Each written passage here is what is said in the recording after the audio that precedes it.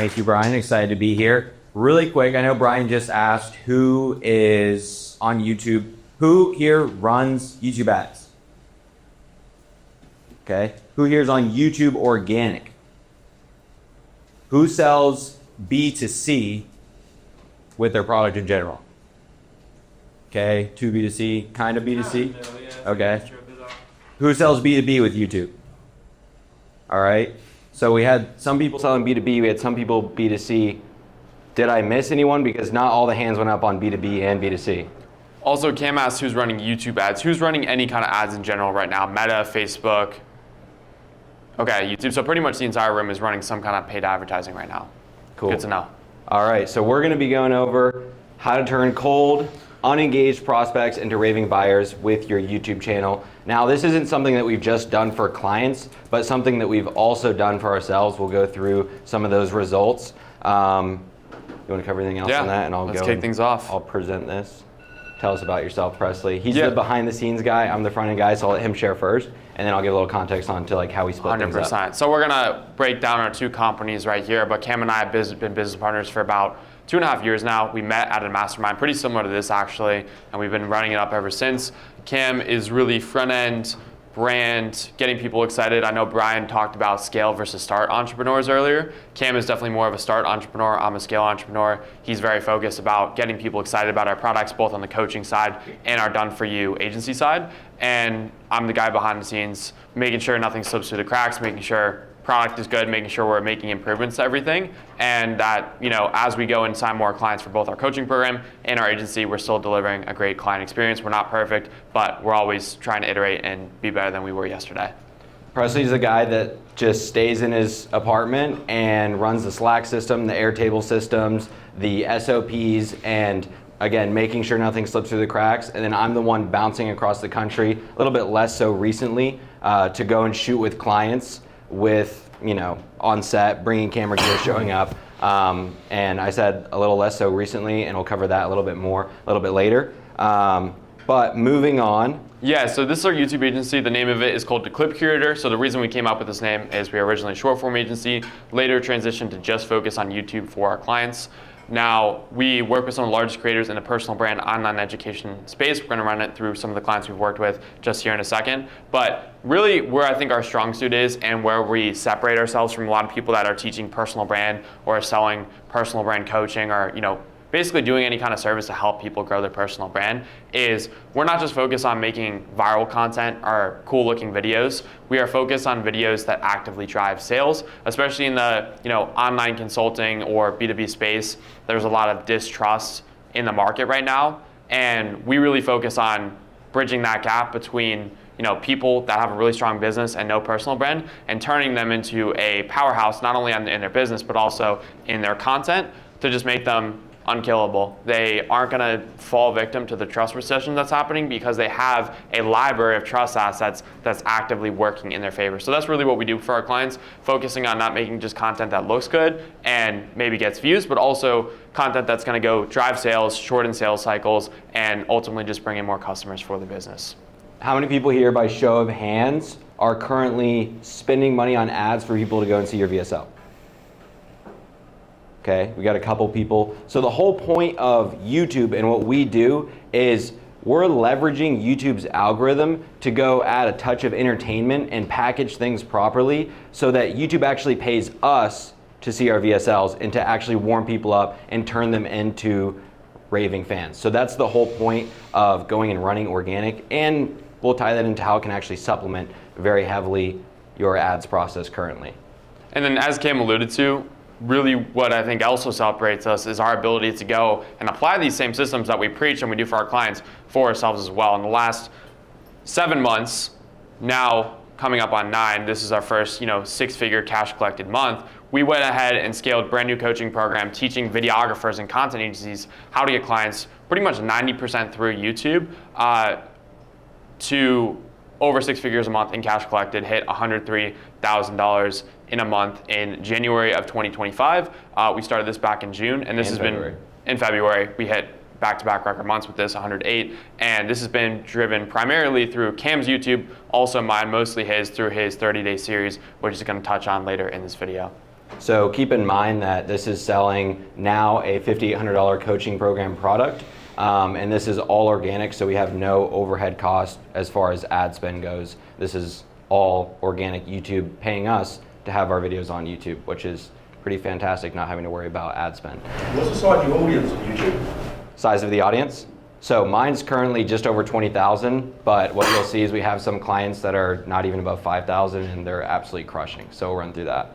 I think also worth noting, like Presley said, I did like a challenge series and I didn't do any call to actions at all. This is first month being on YouTube, and I just pushed people to lead magnets where we were collecting phone numbers. And in the first month of launching our program, we did 65,000 in cash collected and 100 in rev, and that was all just off dialing opt-ins from the YouTube series, setting them onto a closing call and closing them there. So no like official VSL, no official call booking or anything outside of dialing.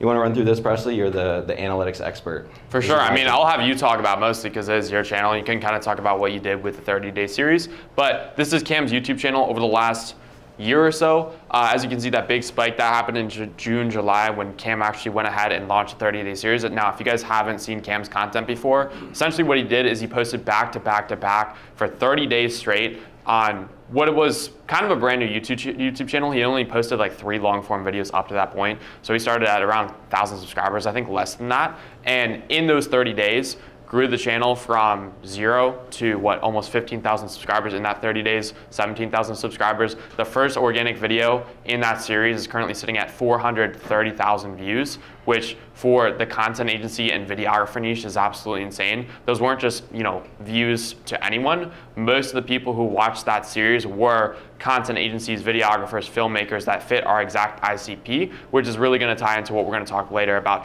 converting those viewers into actual sales and customers. Really quick, what are you guys paying on average for CPMs for your ads? 40, 60? Yeah, 40.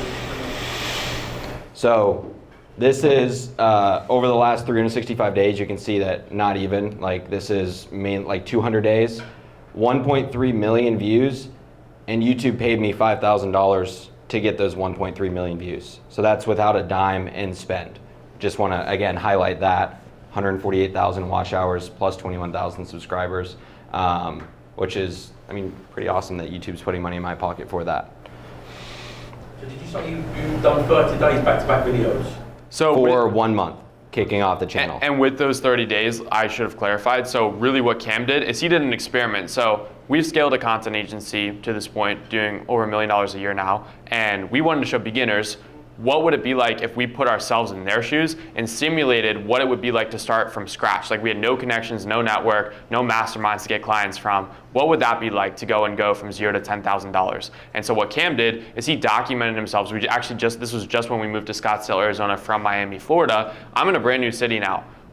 Can I prove to myself that I'm who I say I am? Can I go get clients in a brand new city, just cold calling, cold approaching local businesses? And he went and in those 30 days, got to $10,400 from just going and cold approaching and networking with local business owners to go and sign them for this, simulated content agency that we created from scratch. So it was a experiment to build proof with, ourselves, proof to ourselves, can we actually do this?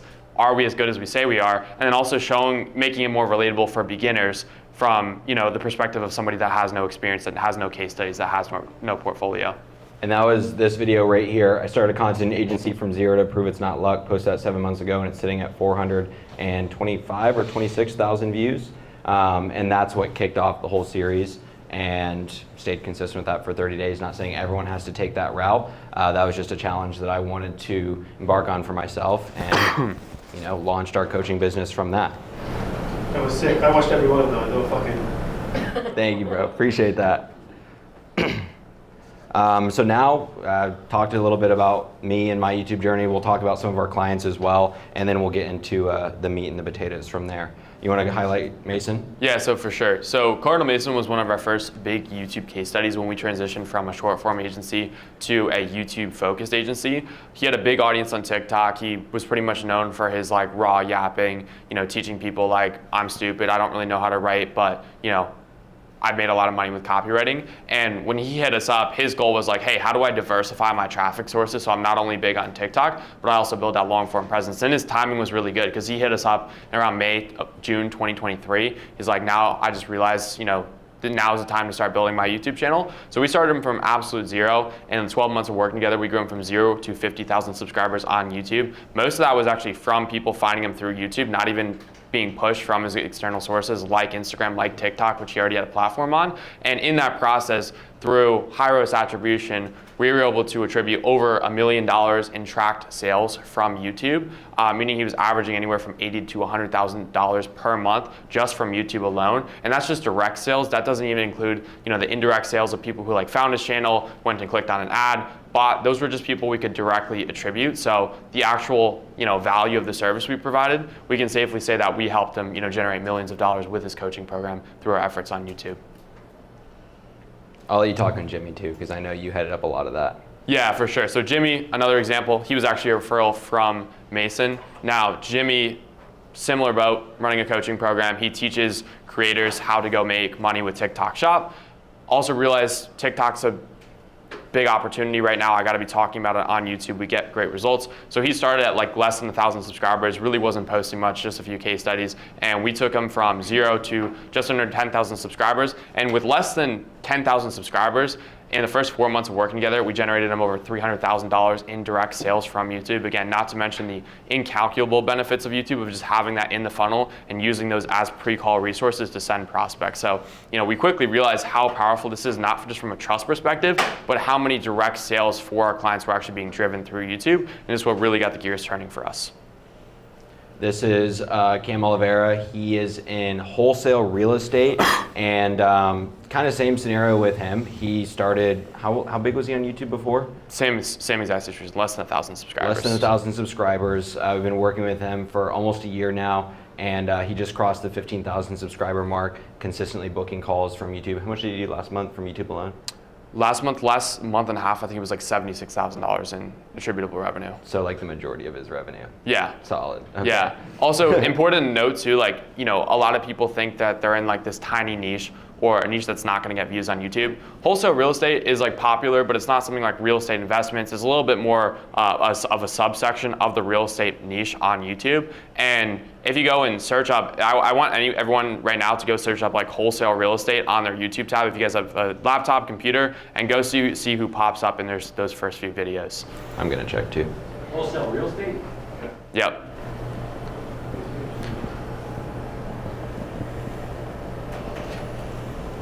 What do you guys see? Ryan Pineda and him second. Okay. No, it's second. Just keep scrolling and see who comes up the most on the wholesale real estate tab. Yeah, it's Turk. Oh shit, he's there. Might see a He's few right videos. at the top for me. Right at the top there. Third, fifth. And what do you attribute Seven. that to? Is that from the description? We're gonna get into that all later. I'm just doing some crazy pre-framing for you guys right now. That's what we all talk about here. But I want to demonstrate that the reason we go through all this first is I really want you guys to understand just how powerful this can be. Even if you're somebody who feels like you're in a really specific niche or you're selling a very specific B2B service, if you can go and rank for keywords in your niche and set yourself up to be an authority figure in that space, you just have such a leg up on the rest of the market. So we show this to illustrate the power before we actually walk you through the exact strategies we've taken to go and grow not only ourselves but also our clients. You cover Ben Kelly, and then I'll cover Mike. Yeah, so Ben Kelly, again, another person who's kind of in a specific niche. He teaches creators or people how to get into small business acquisition, which is a very interesting demographic because unlike a lot of B2C, biz op style offers, he's selling to people that usually have W-2 or corporate jobs already that are looking for a way to make passive income on the side. And he does extremely well with YouTube because his videos are averaging somewhere between 1,000 and 3,000 views sometimes. His highest view video that we've made for him currently has 14 or 15,000 views. And he does an amazing job of bringing in qualified calls that are of people that are willing to pay him $10K, that's his ticket price for his small business acquisition program, because we're making hyper-specific targeted videos that are speaking to his ICP.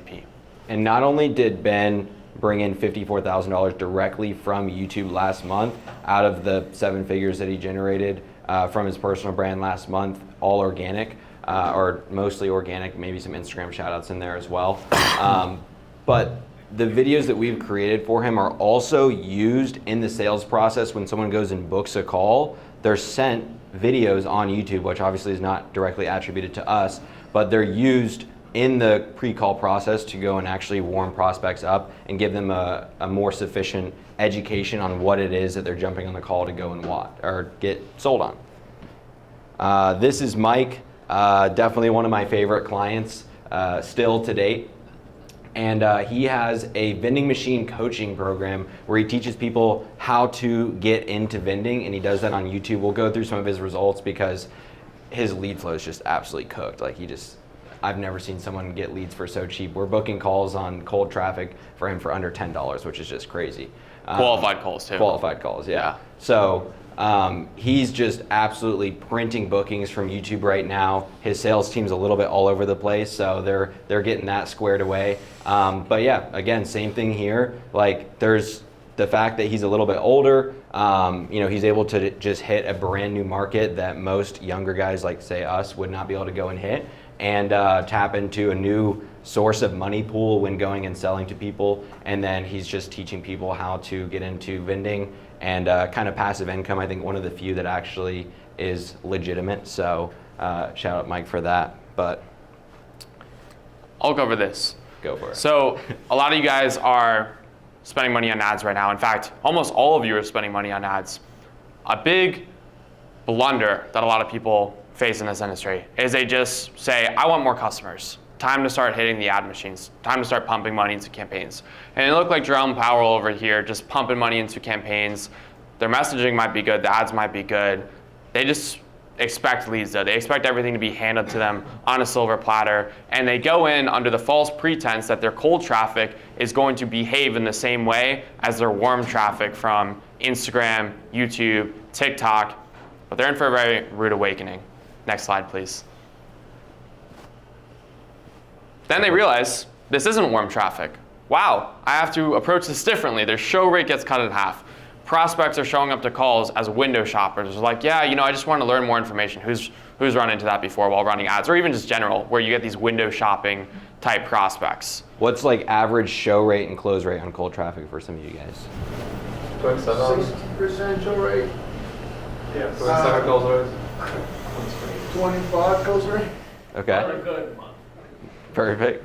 Solid. We'll run through some of the numbers that we're seeing from warm traffic YouTube for you guys here in just a second. But the bottom line is a lot of people start running ads and they get really frustrated because the cold traffic, either they don't have a large personal brand and they were kind of pushing some traffic from organic, then they turn on cold expecting this instant result only to realize this sucks. Like this is really hard, and there's second and third order consequences of that, right? The sales team gets upset because they're like, oh, these leads suck. They get frustrated. The morale of your sales team, your closer, your setter, that drops significantly, and that impacts your ability to go and close the actual warm traffic that could be closed, but now your sales team, their morale is down, and it just becomes a huge headache. And the worst part about it is without the strong organic presence, if you're just running ads to cold traffic, a lot of the stuff turns into interviews where no longer do you have the frame, but now the prospect interviewing you and asking for your criteria, your qualifications, even though a lot of these objections could have been pre-handled way sooner had you had a content system in place. So that's a big blunder. I think a lot of people can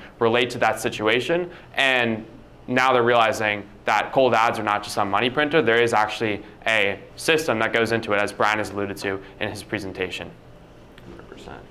100%.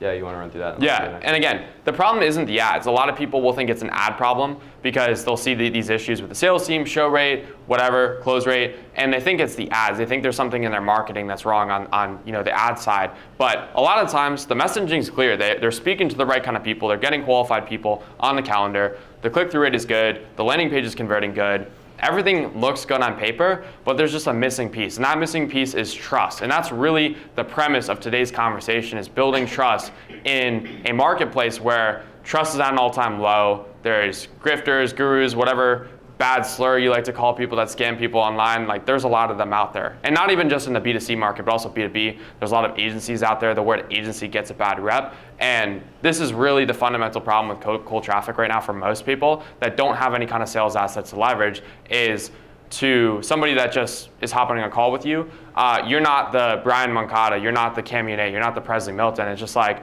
I clicked on an ad with this guy and maybe he can help me. That's their only frame of reference up to this point, and we're gonna help you change that today by implementing this YouTube strategy. And something that this can lead to, because you don't have a significant amount of trust, is you go and pull, like, you know, nothing against Charlie Morgan, but you go and pull a Charlie Morgan where you have to make absolutely insane guarantees, because that's the only way that you can get people to trust you to some degree to go and click on your ad and then go and convert. And then, like, the reality is like with those guarantees, you know, oh, you have to do 100 outreach messages a day, emails, this, that, and the other. It's like not even realistic for the person to begin with. Whereas if you just go and start from a point of trust, people are already much more bought in. Like, we've just seen so many laydown closes because of YouTube, because they have so many different touch points. They've seen the journey, they're bought in, and they're just like, yeah, where's the pay link? Like, I'm ready to just give you my money.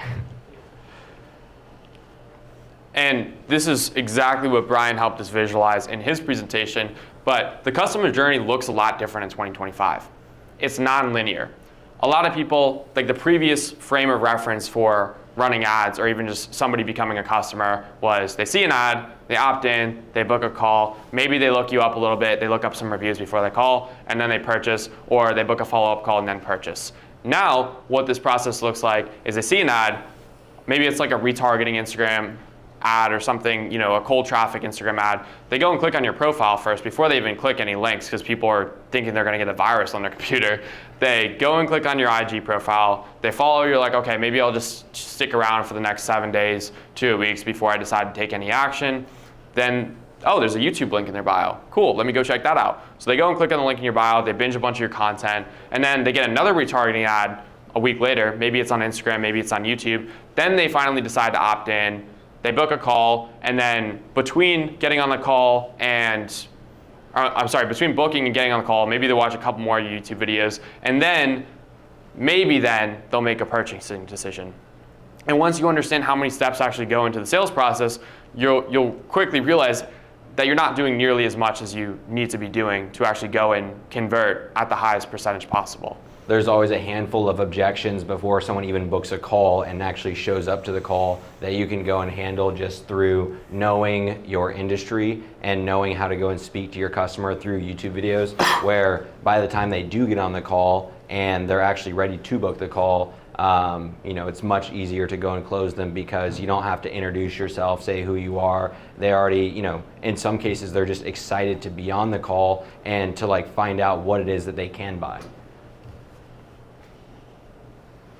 This is exactly what I alluded to on the last slide. But again, the average market awareness is going up so much. It's just, you can't just be average or decent these days if you want to have success with a coaching program or selling B2C. You need to be exceptional, because I would say the overarching attitude in the market right now is that you're a scammer unless proven otherwise. And when you think about that, you realize that it's no longer optional to have content or videos of you talking to people online. It is a necessity. It used to be a luxury, now it's a necessity. And people are doing everything to research you. That's why people, you know, pay so much for PR services to get negative articles and stuff, you know, removed, is because nowadays, like, people really, really do their due diligence. Like, I've actually reinvested into my LinkedIn profile for this reason, and his, and just setting things up correctly and actually updating information on there, because the amount of times I've seen a call come on our calendar and seen that same person go and view my LinkedIn profile in, like, the same day is pretty crazy. Meaning they probably searched my name up on Google, they probably searched Cam's name up on Google, and they're doing everything they can to find a reason not to buy. So keep that in mind. And as a result of this guru economy, wherein with all these people teaching you how to start an agency or sell some kind of done-for-you service, now it's giving agencies a bad rep, because this is the average DM that both myself and Cam receive, and probably a lot of you receive these days, which puts agencies in a bad light. So even if you're selling B2B, this is also in fact affecting you, because you're trying to do great cold outreach, you're trying to reach out with personalized messages, and your prospect is also getting messages like this, which make them think that every single person is selling them some BS. Cam, you want to run through this interaction? This actually happened yesterday, and, like, so I get so many, like, cold DMs like this, and, like, sometimes I just, like, the bottle just explodes and I get pissed off and then I'll go and respond. So this is an example of that. This guy said, seen you a few times on Reels and love what you're doing with your page. Also, I just filmed you a custom video, no you didn't, about a new social media system that coaches are using to add an extra $10,000, sometimes 15 per month to their business without paid ads and with only 1 hour extra work per day, not per week, per day. Would you mind if I sent it over? Bro, this is a horrible offer. 30 extra hours a month to make 10K, that's only $333 an hour. This is actually horrendous, horrible offer. And so Cam and I are different because I would probably leave this guy a voice note and give him some honest feedback. Cam just had to let out some anger after a long day. So that's why we're business partners.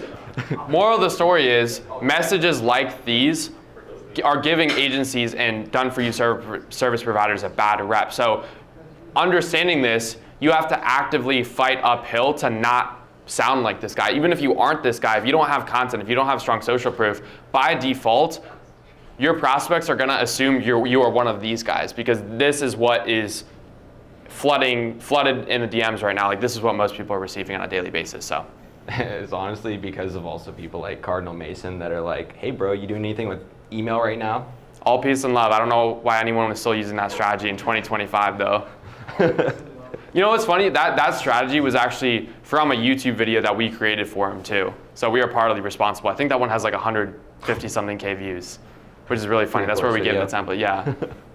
But yeah, bottom line is we are in a sophisticated, most people are in sophisticated markets, right? The three things that are separating you from everyone else are your network, your track record and results, and your content. So in this room right now, who feels like they have number one on lock right now? You have a strong network to pull clients from, to pull hires from right now in 2025. Brian. Only Brian. The personal brand. Network.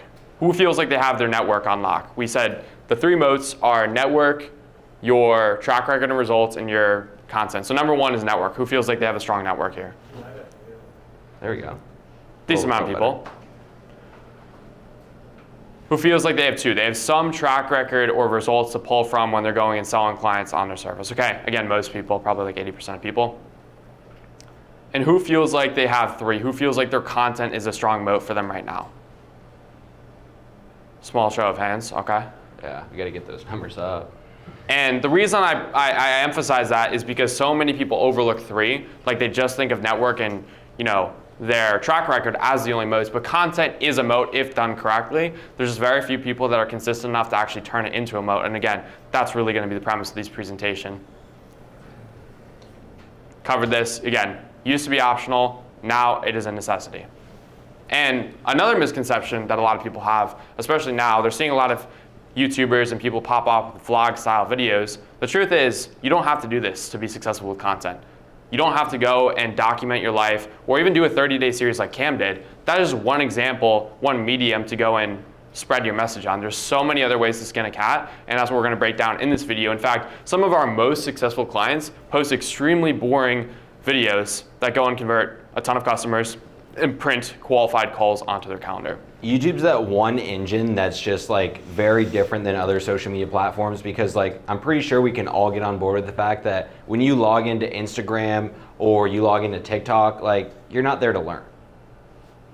Like you're there to rot your brain away, right? So on YouTube, YouTube's an actual search engine, and so you have people that are genuinely interested in learning certain things with a completely different intent that they're going and logging onto the platform for, right? So people actually go to YouTube. Pretty sure we can all get behind this, right? Maybe you got hung up on, some N8N automation or something, and you jump on YouTube to go and learn how to do that. And so YouTube is a place where people will come and seek out knowledge, and then you can go and position yourself through your videos relatively easily as an educator, as a trusted source. Therefore, you can go and create a interest in your product.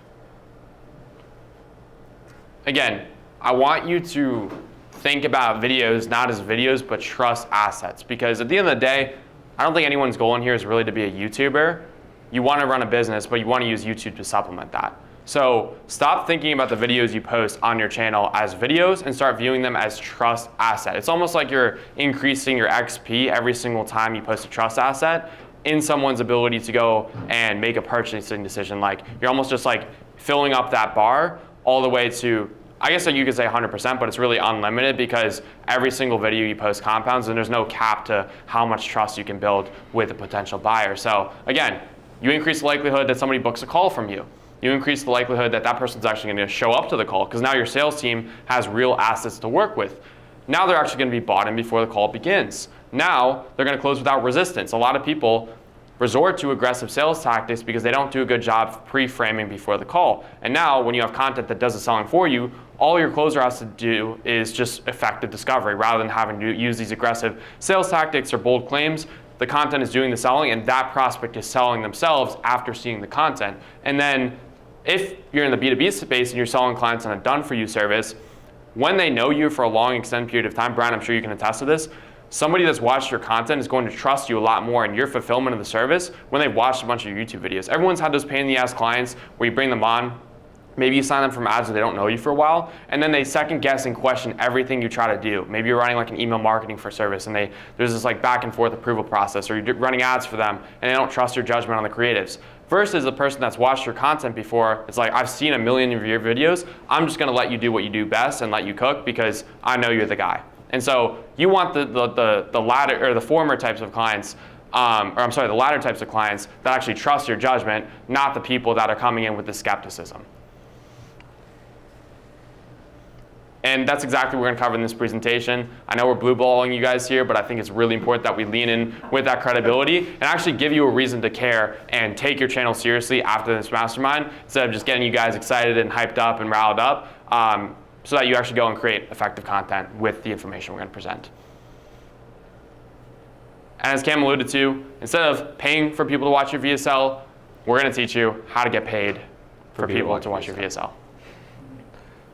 This is that day one video again. So I actually unfortunately missed a lot of the monetization window here because like Presley mentioned, my channel was not even in a position to be monetized when I started, which was down here. And then even in like 40 days, which you can see here is like where the majority of the views came. It took some time to go and get monetized. So unfortunately, YouTube only paid me $1,200 for this VSL essentially to be viewed, which then led into people watching day 2 and 3 and 4 and like essentially almost, I think 12 hours of content. So probably end up having around 10 to 15,000 people watching all the way through all those videos, which warmed people up relatively well for the product that we sold them off of the dials. So this is the actual breakdown. After this, we will get into the meat and potatoes, but 4 things we're gonna cover: why trust is the #1 reason your ad funnels are underperforming, how to use YouTube trust assets to warm up your leads, how to tailor content, whether you're selling B2C or B2B, as the different people in this room mentioned, and then how to integrate this approach into your existing funnels and apply this today. Who's excited? Who's ready? That was super weak. So we're gonna go ahead and start with B2C. You want me to cover B2C and you cover B2B?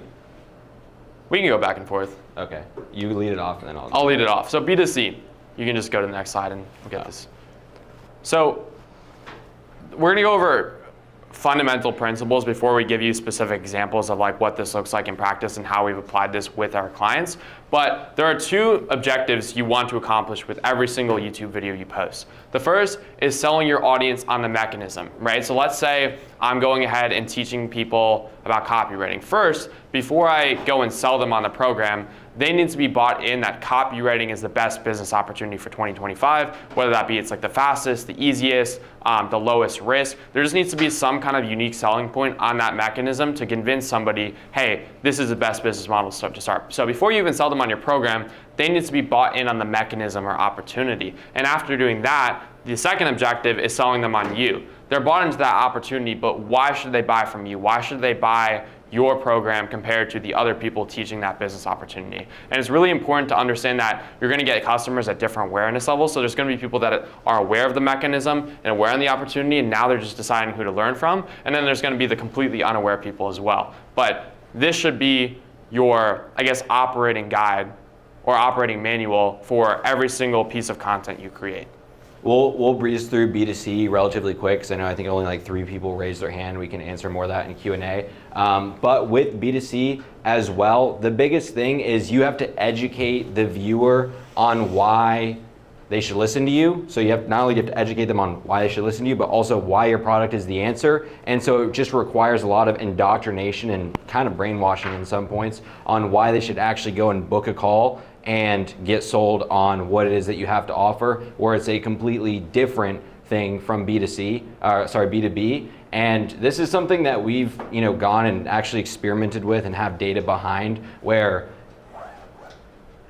I was tracking the journey of, I tried to do another 30-day series, I was tracking the journey of our current agency, just wasn't relatable to people because just most people aren't at that point where they're running their agency at 7 figures and trying to scale it up to like 8. So that just, the retention dropped, the amount of views dropped because I wasn't selling the mechanism. I was like kind of selling a dream a little bit, but the mechanism sells way better. And then when you're selling the audience on you, it's important that you're actually being relatable to where they are at. So it's just important to have an understanding of your audience, which I know all you guys are able to do if you're making ads and VSLs already. So you can use that data and use that information to go and tailor your content. And then selling of the mechanism, so I'm gonna dive deeper into this. So it can be, the business model itself is a unique selling point, right? And it's something you guys have to get right, because if they're not bought in onto the thing you're teaching, if they aren't thoroughly convinced that drop shipping or TikTok shop affiliate or trading is like the best opportunity for them, then they're never going to progress to that next step, which is like deciding between educators. So like this is the first essential step. And so there's a few different ways to do this. You can separate the mechanism based on why it's the fastest business model, why it's the easiest one, why it's the simplest, why it's the most flexible. You hear all the remote closing, high ticket sales guys talking about like work from your laptop in a coffee shop, right? That's an example of a USP and selling somebody in the mechanism, because before they convince somebody to join their high ticket sales program, that person needs to be thoroughly convinced that high ticket sales is the best business model for them. And a quick little tip on this, on like, if you're a little confused on how you would go and do this, the most simple way to do it is just document yourself doing the thing. Right? The reason that my series went and performed so well is because I actually documented myself doing the thing from zero, which a mass of people can go and relate with. So was that kind of a pain in the ass to go and do because I had to step away from things a little bit? Yes. Presley was able to run the agency and the coaching program that was just starting for the most part while I focused on going and doing that. But if you just take the industry that you're in now, this is obviously a little bit more tailored to B2C. But if you just take the industry that you're in and you track the journey of going and like making the money, like one of the best ways that someone can go do, say, in the trading industry is to quite literally just start an account from an achievable amount, like $1,000, $5,000, and then just go document themselves with broker statements. And that's the easiest way to go cut through all the noise of everyone else trying to sell them a course and solely making money off of that course. So if you can just like, with this, I went and documented and literally was able to, in my series, get like behind the scenes video of having Stripe tap to pay and having a client go and like put his card on my Stripe tap to pay, and then going over to the camera after the fact and showing like, oh yeah, here's the transaction just came through. And it's just like undeniable believability for a consumer, where in the environment that they're in, they're just being fed so much noise. And it's like, if you go and look at just like, here's how to make your next 10K a month, like every single reel in the space is like that. So, instead of like teaching how to do it and like, oh, here's your step-by-step guide, just actually doing it is just, you can cut through so much noise just by doing that, by just doing the hard thing. Yeah, and it just relates back to the essential storytelling point. You guys have probably heard this a million times in any kind of creative writing class or anyone teaching you storytelling on YouTube. Show, not tell. This is exactly what we did with this series and what we implement for a lot of our clients. And so the second part of this is selling them on... And that's also wow, not how. Yes. The second point of this is like, the USP can also be the specific strategy. So maybe you're in a very like sophisticated market, something like trading, something like high ticket sales, for example, where there's a lot of people selling competing products. At that point, you're not really differentiating on the business model because everyone's aware of the opportunity already. So you don't really have to educate people on why the business model is so good because everyone knows that. At this point, you're differentiating on strategy. So for example, for content agencies and videographers, we're not telling people like, content agency is the best business model because we're in a more aware market. What we're more focusing on is speaking to the existing TAM of videographers and content agencies that are struggling and saying, stop doing this, do this instead, and then showing them through Cam Series why using free work and cold approach is actually the best untapped strategy. And that creates a lot of believability and trust within our brand. 100%. And Cam, I'd like you to speak on this because one of the biggest pieces of feedback we got from Cam Series was they really resonate with his personality. And being able to sell on the educator or your personality is a moat within itself. People don't realize that you can be your own moat because everyone has a different teaching style, and a lot of you guys need to lean into that more. Which is why everyone, for the most part, is fit for doing YouTube, B2B or B2C, because everyone has their own style and their own way of doing this. So with this, one of the things that I went and really emphasized on and like always tied back to is like, yes, I'm going and starting from zero, not leveraging any sort of network or connections when I'm doing this, but I do run an agency on the side. You know, Presley is running that while I go and make this series. We're running that at a 7-figure year run rate. And you know, that's why I'm qualified to be doing this in the first place, and why you should believe in the fact and consume this content, because you know, in this 30 days, my confidence level of actually going and achieving XYZ goal is extremely high, which is pretty much exactly what we did. Day 29 hit 10.3K from zero in a brand new city, and then day 30 did like a nice little recap and then a push to some call booking from there. So now we're going to show you a real example of what these principles look like in practice. You go like pretty much top down with a client of ours to understand, okay, you understand the general principles, but what does this actually look like in practice? So we're going to start with a business model, vending machines, right? I am somebody that has a vending machine business. I want to go start teaching people on YouTube. I have a coaching program at this, and now I want to start getting people interested in my coaching program where I teach you how to start a vending machine business completely passively with $0 down. Now, what does the process go and look like if I want to start doing this? So within this market of the people I want to teach, there's going to be a few different types of people. Some are going to be completely unaware of the opportunity. They don't even know you can make money with vending machine businesses. They aren't thinking about the fact that every time you go and buy a Dr. Pepper, there's someone on the other side going and collecting that cash at the end of the day. There's going to be some people that are vaguely interested in starting a side hustle or business, right? There's going to be some people that, you know, they're at their W-2, they saw some side hustle videos from Cody Sanchez online, but they just don't really know what to do. So they're vaguely aware that they want to go and start something, but they're not sold on the particular mechanism or business model yet. Then you're going to have the people that are specifically looking for something passive. They're like, okay, I don't want to leave my job just yet.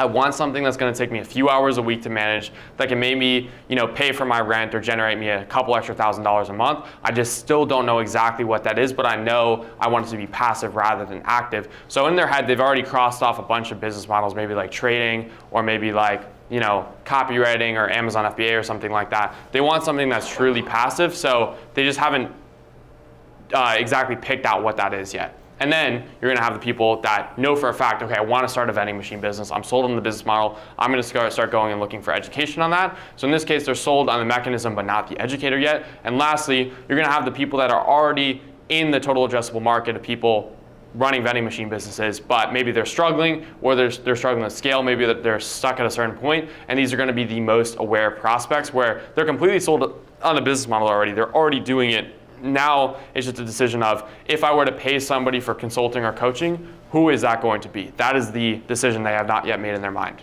And that's why it's important to have your top of funnel videos, middle funnel videos, and bottom of funnel videos. Yes, exactly. It's an illustration of that concept. I just like to explain it in this way, because when you imagine all the different customer avatars you're speaking to, it can give you a really good perspective on the kind of content you need to make. And to this point, if you want to reach as many people as possible, if you want to really scale your consulting business, coaching business, done for you service, you really need to speak to all these different awareness levels, because if you're only speaking to one, you're leaving customers and calls and potential revenue for your business on the table.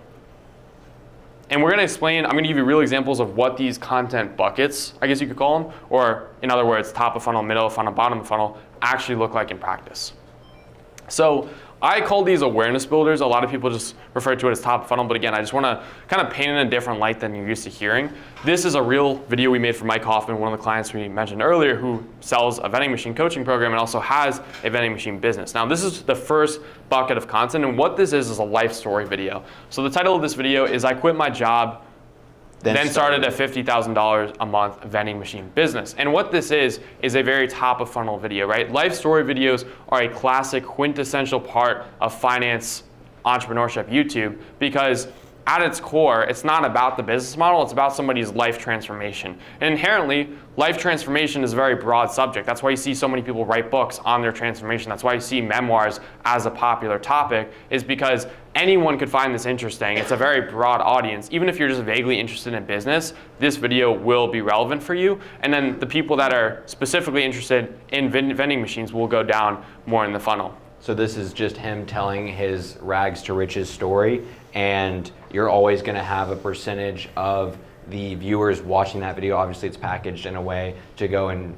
reach as many people as possible. But with this video specifically, you're always going to have a percentage of the demographic watching that can go and very heavily relate to his rags to riches story and be like, oh, I'm there. I want to be there, but like what he just said, where he's, he was struggling, he's making $1,000 per month, maybe couldn't put food on the table, like that's me.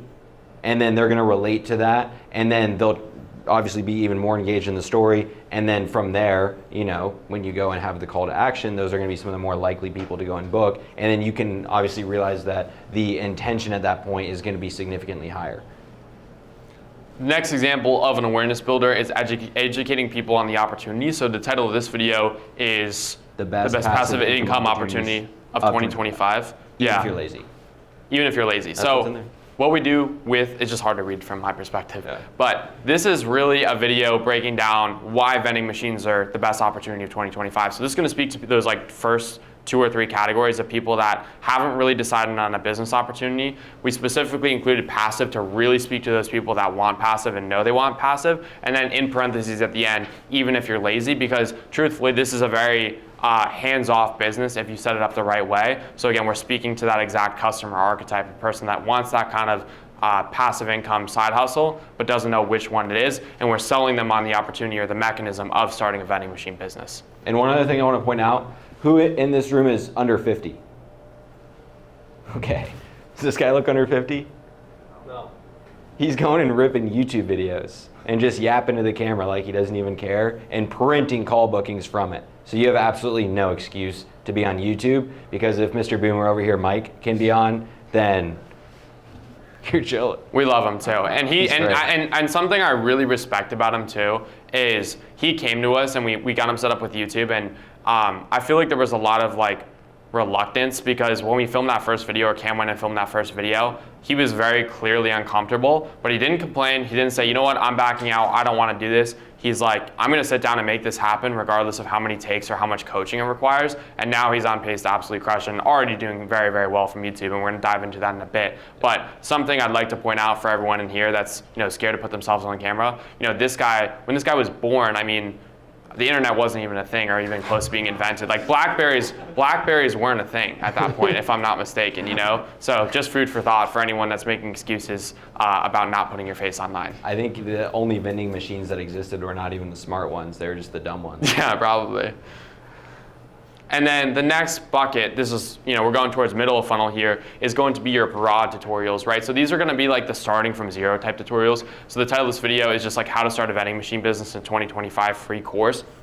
And these broad tutorials are really just like your step-by-step on how to start the business model. So how to start day trading in 2025 with $0, or how to start a vending machine business with $0. These are going to be your broad tutorials where it's like an introductory video to the subject from somebody that's just starting, or is that like level 1? So think of these as like level 1, level 2 tutorials. You don't want to go super, super deep with these. You just want to give them an introduction and it kind of explain the premise of what you're doing or what the business model is, giving them a general idea of where to start, but you're not necessarily focused on the details. You're just showing them that it's possible. Cam, I think you're really good on speaking on these kind of videos. And one thing I want you to notice too with this is if we go back to this first video right here, which is how I quit my job, then started a $50,000 a month vending machine business. Let's look at this really quickly and see how this is packaged and how this really hooks you in and tells a story and makes a promise even before you click the video. So again,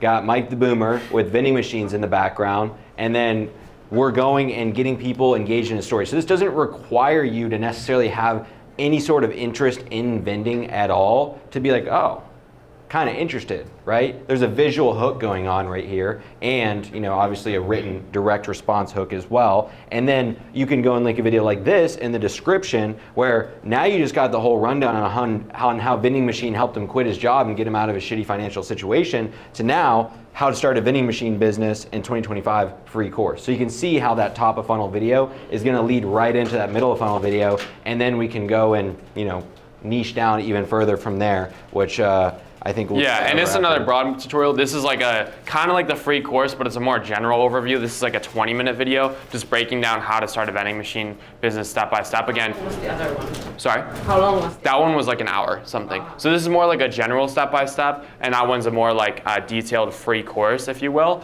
This is also kind of serves as like an introductory course as well, but same exact principle as the other one essentially. We're basically just taking something that works and then reinventing it in multiple different ways, because you can always captivate a little bit of a different viewer each way you go and Yeah, it's like, think about it as like testing ad creatives and adding slight variations. That's what we're doing on the organic side as well. Now, this is the bottom of the funnel. So this is gonna be your bucket, or bucket 3 is hyper-specific tutorials. So now, this is for the person that's kind of made it past all the introductory videos or tutorials, and they're like, okay, I'm starting now, right? This is really gonna speak to the person that's like starting a vending machine business or already trying. Really quick, think about the awareness level required to have an interest in this video, which is the easiest way to find a profitable vending machine location.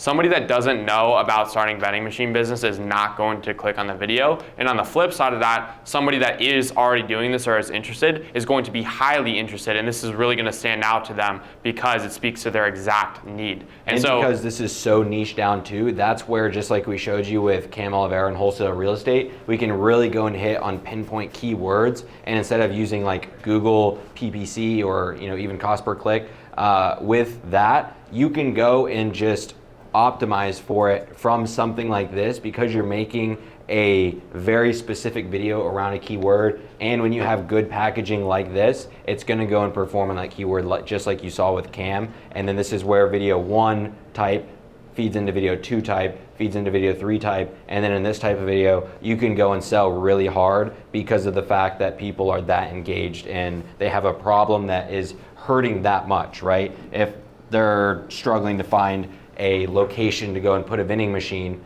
clearly there's a lot of interest there to begin with. Yeah, because somebody wouldn't be that deep in the funnel if they weren't either seriously considering or already starting a vending machine business. And this bucket is really where you get those highest intent viewers. Even though these views might be lower, out of those views, you're going to get a lot of qualified candidates and a lot of qualified opt-ins. So it's really important to keep that in mind. On top of that, with these videos, they're, like Cam said, they're very low competition because very few people really target these long tail keywords, and that's where the opportunity is to go and rank for keywords. And probably the most beautiful thing about this whole system is because it is an organic content system, it's not like he's spending any money each month to go and show this to people. People are naturally coming in and getting indoctrinated by these videos to the point of going and booking a call. And in fact, YouTube is paying him in order to just retain people on their platform. So that's the power in having something evergreen like this, where you do have those top of funnel videos, middle funnel videos, and bottom of funnel videos, where it's just like you're just cycling people through that are interested in the topic, and they're going and discovering it on their own, whether it's today, in a week, in a month, in a year, in 5 years, 10 years. Like the lifespan of a YouTube video, I mean, you can go find any video still to this day that was ever posted on YouTube. And again, another hyper-specific tutorial, exact same thing. The last one was how to find profitable locations. This is about like what website do you go to and buy these vending machines? Like, we're getting that granular because, again, we're not optimizing for views in this bucket or category of person. We just want to speak to the most interested people, and we're completely fine if these videos go get 700 and 2,000 views because we set that expectation with our clients. We are optimizing for qualified calls on the calendar. there are going to be videos in these categories that go 10 of 10 and don't perform well relative to the broader videos, but that's completely okay because we're speaking to a different type of person. Like, we have a video for him on the channel. I don't know if it's on this presentation. Literally, it's like how to set up an LLC for a vending machine business, which is a very, very niche topic. But out of those people, there's gonna be some people that are like, this is the most helpful thing I've ever seen. Sign me up, get me on the payment link, like I'm ready to get started. And then that's not an objection that they'll have in a sales call either. Are you starting with those bottom of funnel videos and then having the call to action of like the middle of funnel, top of funnel to the videos, or do you have call to action? It's like, for example, on the overview, do you have a direct book call in the description, or do you link out to further? That's a really good question. So it depends. So like with the top of funnel, sometimes we'll do a direct call CTA. Sometimes we'll do an opt-in CTA where it's like, hey, check out this free resource. Like that's what we had with ours, and a lot of our clients will have an opt-in and then they'll have the setter dial. So it's like a lower friction CTA where they'll ask for like they give away a free resource and then they're harvesting all those leads. Then there's gonna like be a call booking CTA, which is naturally gonna be the highest friction and highest ask. And then the lowest ask is going to be linking somebody to one of those more bottom of funnel videos, and then that is going to kind of serve as the selling, and then you have more of a permission to sell in those more middle and bottom of funnel videos because you provided more clear value, if that makes sense.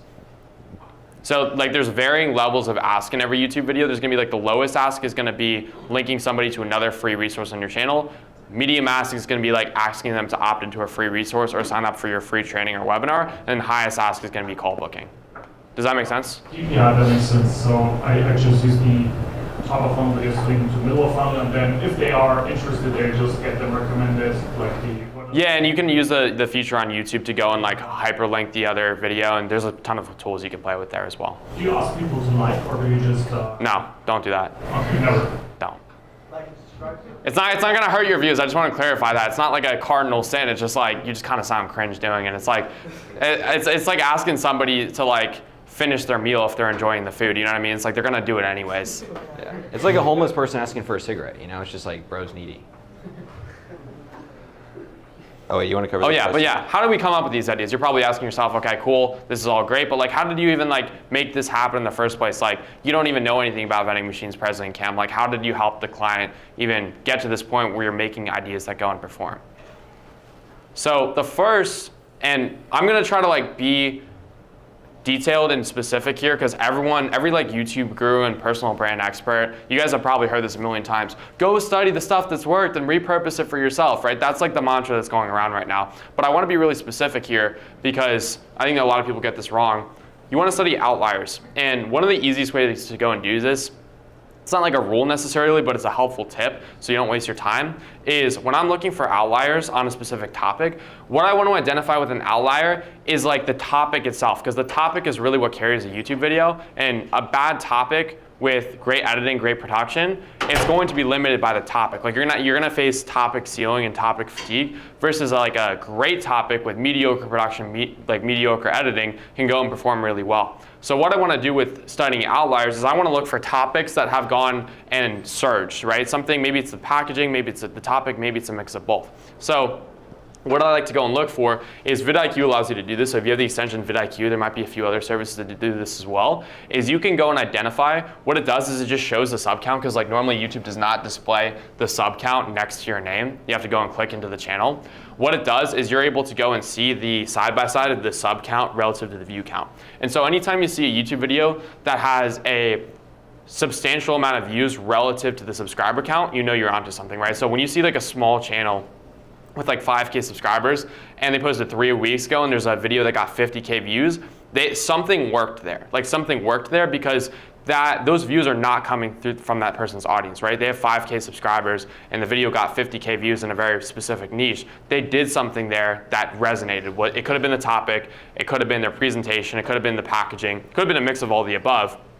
And you're almost playing this detective role in figuring out specifically what made that video work. There's never going to be an exact answer, but you almost have to use like deductive reasoning to go and figure out what made that video work. And you have to come with these theses and hypotheses as to why the video worked. And through that deductive reasoning and going through the video, just analyzing what specifically was different than what other creators are doing. And then the second confirmation is like, has somebody copied that outlier format already? And did that copycat of the outlier work? Then you have essentially 2 confirmations that this is a winning format right now, and I need to take advantage. So Versus like, going and looking at a big channel, like, yeah, okay, channel with 1 million subscribers got 100K views, like that's not that impressive. It's not really an outlier, it might have done well, but it's like, they have a huge subscriber count, so how can we really tell if that video is actually performing for them? Versus these smaller channels that get these crazy outlier videos, something clearly hit there where the video was served to people outside their audience. And so that's really the recipe for identifying outliers. And then you go into those videos and like go and look, take notes, like what do I think worked here?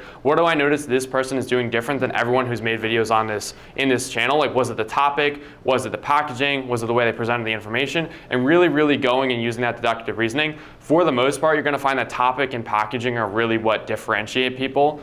There's sometimes other factors, but like that's my process for going and identifying winners. And that's something I think not a lot of people talk about. There's never really like a right answer or like one reason why a video performed. So you just have to do your best to identify and be analytical and like why that video performed. And then just go and try to recreate that for yourself. And you can even use AI to go and help you here. So for example, if I go and I take my YouTube video, let's take this, I'll go to my channel.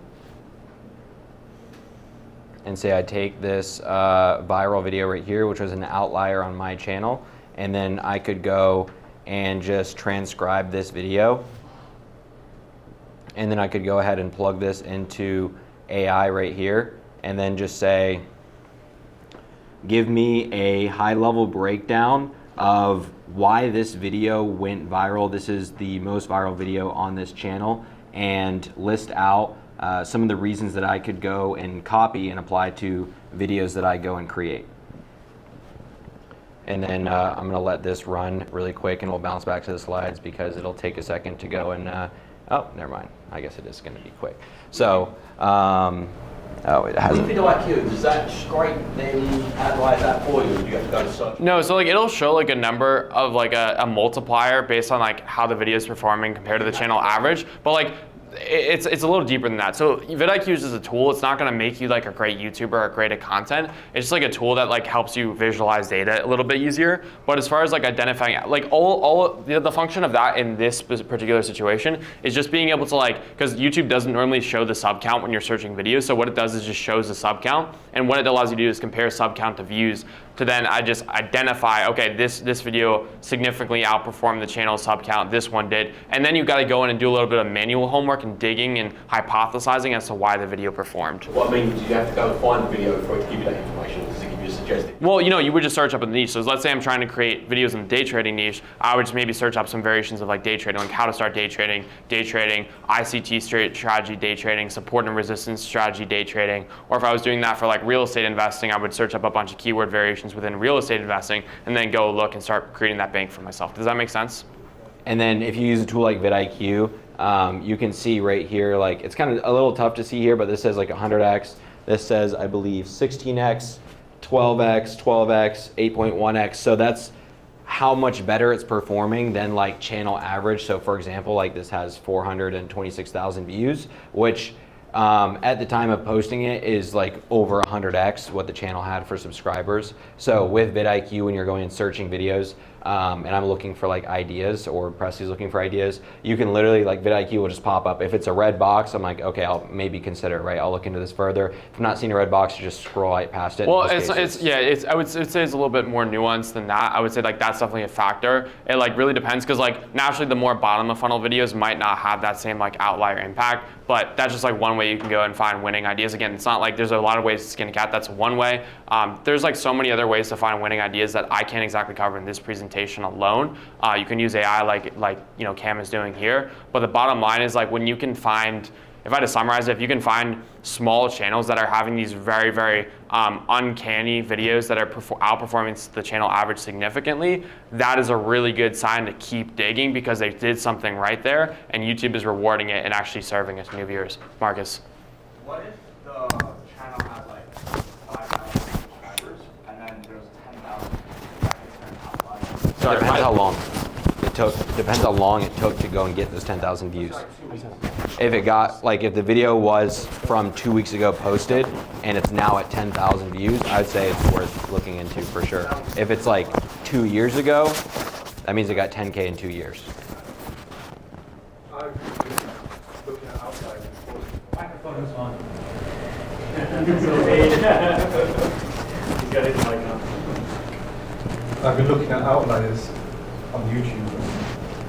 Something that we're doing wrong is we'll post a video, but it'll not get views, and then we validate the idea, and we copy the title, the thumbnail, and then something's just, like it's happened the last 4 or 5 times when we looked for outliers. And I know we're dropping the ball somewhere, so we find the outliers like 20x or 50x, and we post it. So I don't know if you're going to do any channel reviews today. We'll do some audits for sure. That was part of the end. One thing I'll say, and this is really important, if there's one thing that can stick with you today, it's this.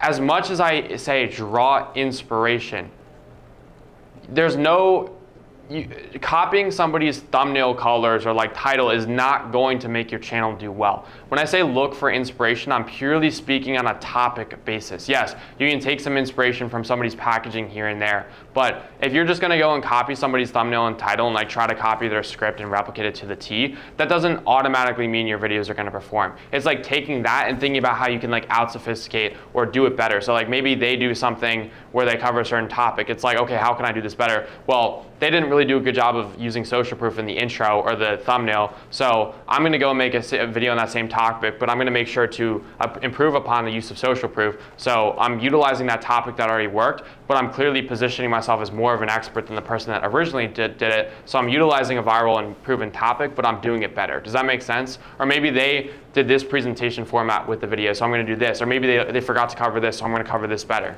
And it's figuring out ways you can do those ideas better. So like 2 separate things here. So like on short form platforms, it's the first like 1 to 3 seconds of the video that will determine usually if someone will or will not watch the video, if they'll scroll past it. With YouTube, it's about that first 30 seconds. So you do have to go and have the packaging of the video down. So it's like even if you copy the title, even if you copy the thumbnail, even if you copy the topic, if the packaging of your video and the way that you're going and retaining viewers is poor, then that's just going to reflect and the video is going to flop.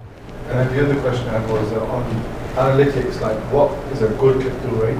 What is a good retention after the first 5-10 seconds? And those metrics, what should you be aiming for as a baseline? I'm gonna speak on this, Cam, if you don't mind. Go for it. So this is another thing.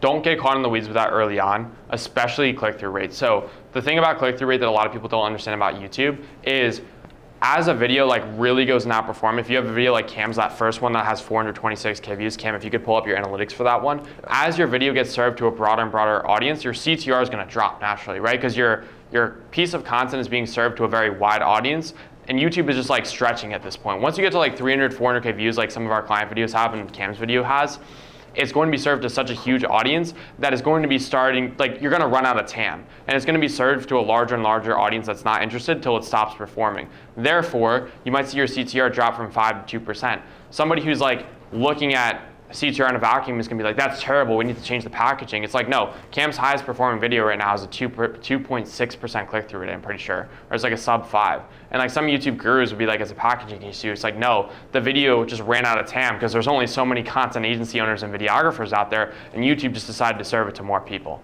So I would say it's a really bad metric versus bottom of funnel videos inherently are going to have a higher click-through rate because naturally the only people that find those are the people that's searching for it. So of course it's going to have a high click-through rate because the intent was much higher on the click. Does that make sense?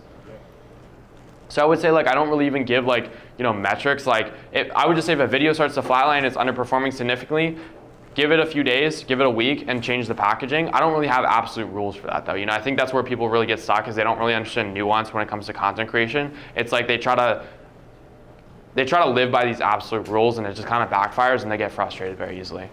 So, and then adding on top of this, the one number that YouTube goes and feeds back to you that they don't even really like make clear, but I would go and focus on is how consistent your watch time curve is, right? So you want this to be basically as flatline as possible. Obviously not down at 0, but like you don't want to see like big spikes or fall offs. As you can see, like this is a 30-minute long video. And if we look at like the amount of viewers at the 4-minute mark, we're at 24%, and then we're at 17% at the 27-minute mark. So 17% of total views who clicked onto it watched it again. 17%, yeah. Keep in mind, this is also a 32-minute video. That's it.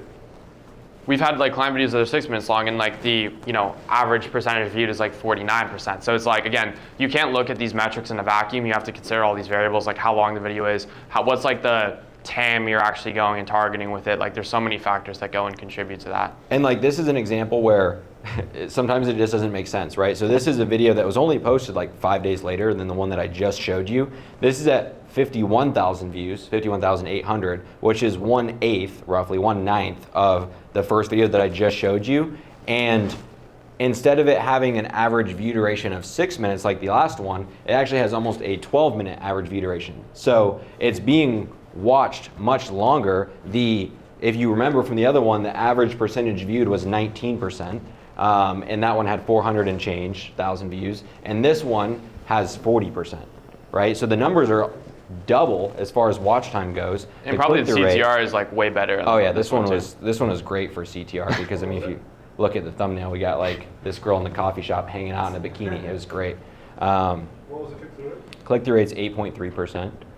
And then with this video, you can see there were just a lot of like dips and spikes right here, which went and impacted. And then also at the end right here, I just dragged too far on my outro. Did you edit it thinking I need to keep retention up? Yeah, of course. Yeah. Okay, that's what it is. Yeah, a big part of that too, like the one metric that YouTube does really care about, guys, and you can't even like really visually see it. You could use AVD to kind of get a feel of this, but it's viewer satisfaction.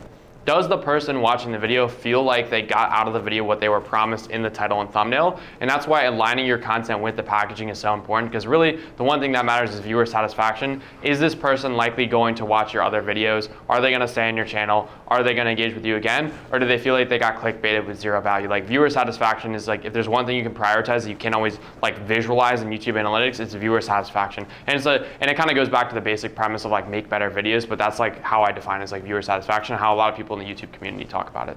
And you also have to go and think, right? Because YouTube cares about how long you keep people on the platform. So, this video is day 5. So the topic of the video compared to day 1 is very different. Day 5 is way less inviting than day 1 because day 1's the beginning. And so if I have day 1 and I have day 1 through 30, and then obviously when I went and I made day 1, I posted a video the very next day. So it's not like I got 400,000 views overnight, but I was posting videos. So the session duration from that video was people would watch some of that or all of that. They'd go click and watch 2 and 3. So like I might have been I know for a fact I was keeping people on the platform for like 6 hours at a time or longer, right? So YouTube loves that, and they go and tie back that attribution to the first video because that's how people found it. So even though that one's numbers, so like for example, this one had a click-through rate of 8.3%. If we go back to video 1, we had a click-through rate of 4.8%. So not only is this 9 times the views, but the click-through rate is almost half, and the engagement or the watch time is also almost half. But it's a very steady curve, and from here, people ended up going and continuing to watch day 2, day 3, day 4. So this was the start of their session duration journey, which YouTube loves, because think about how many more ads a person is displayed on YouTube, all the ones that you guys are paying for, and they're watching day 2, day 3, day 4, day 5. They're on the platform for say 3 to 6 hours, which I literally had so many people come into my DMs like, dude, I just binge watched your entire 30-day series. It's like, that's like 12 hours. So you're telling me you just watched my YouTube videos all day long, and then that all started because of day 1. So obviously YouTube's gonna go and push that. Yeah, so that's why also we recommend CTAing to other videos, because that's where that chain reaction starts. If YouTube sees that a video is pushing other videos, they're gonna go serve the original video way more. So that's why chaining with the top of funnel videos to those middle and bottom of funnels is really powerful, because that will go and like amplify that first video that you used to push the other video. So Did you record all the 30 videos before you posted them? No. No? I was up to like 5 a.m. editing them, like every day. Yeah. It was like, I would shoot, and then I had one guy working with me, and we would shoot that day, and then we would edit it, and then we'd post it. Would you recommend doing the same? No. I mean, if you can, go for it. That's just like, that's how I work. Like, I'm just like a way less systemized person. So I need like that, intense workflow and workload to go and pull something like that off successfully. Whereas like, Presley's great at going and feeding things through systems and being ahead on videos and everything. I've like tried to do that. It's just really hard for me. Let's keep it moving, Cam. We can come back to this at a certain point. I just want to make sure like we have a lot of good stuff to cover in this. So we talked about studying outliers. I really want to just start from the most simple perspective. And it's an exercise I want everyone to run through in just a second. But reverse engineering the content from common objections and the problems of your ICP. In the same way you create a creative brief for VSL or ads, like I'm sure Brian does with all his clients, like a lot of you guys might do with your clients, you're going to be doing for that for yourself, your YouTube channel, your business model.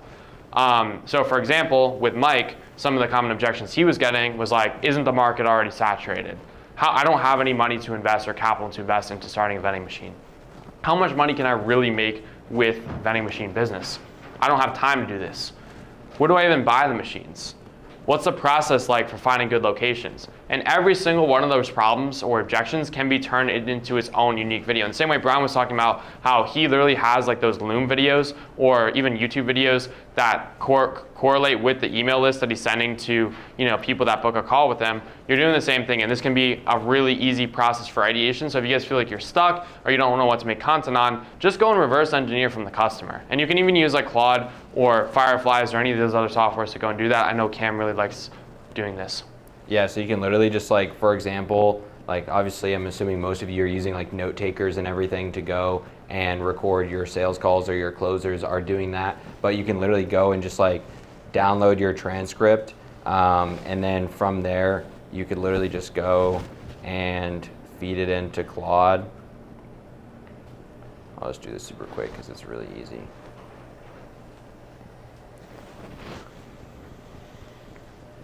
Highlight all of the objections made in this sales call so that I can go and create YouTube videos around it.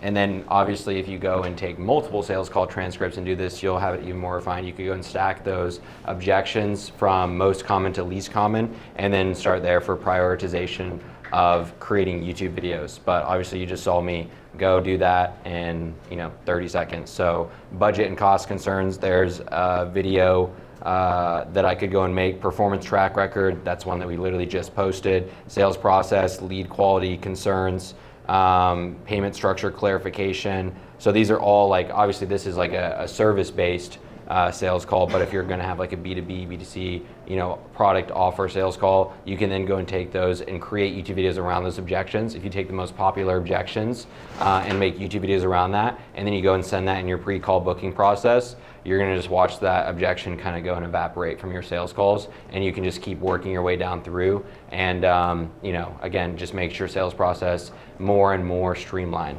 How often do you recreate the same topic of the video?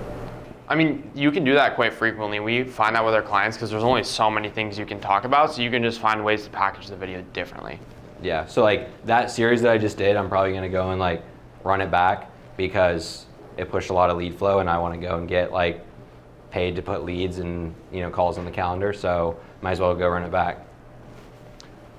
So Next slide. You're posting the same content again or doing it again? No, it's I'll not like do you're it actually again. reposting the content. You're just like doubling down on what already worked and going and iterating on a similar topic or similar strategy, if you will. And like one thing that I'm gonna do personally is I already have all the transcripts of all those YouTube videos, so I just gotta go spend some quality time with GPT and build out like, I'll obviously go and give it the numbers of the YouTube video and how it performed, and give it as much context as possible on the series, but then go and kind of extrapolate out another game plan to go and take the same thing, build on it, and do it better, right? So I'll take as much as I possibly know. One way that I like doing this is I'll just get Fireflies on my phone, and I'll just go and record like an hour-long, 2-hour-long transcript into it, and then that's like my prompt that I'm going and using within GPT or Claude, and then I'll go and feed it like all my YouTube videos, or create a knowledge base in GPT around those YouTube videos and say,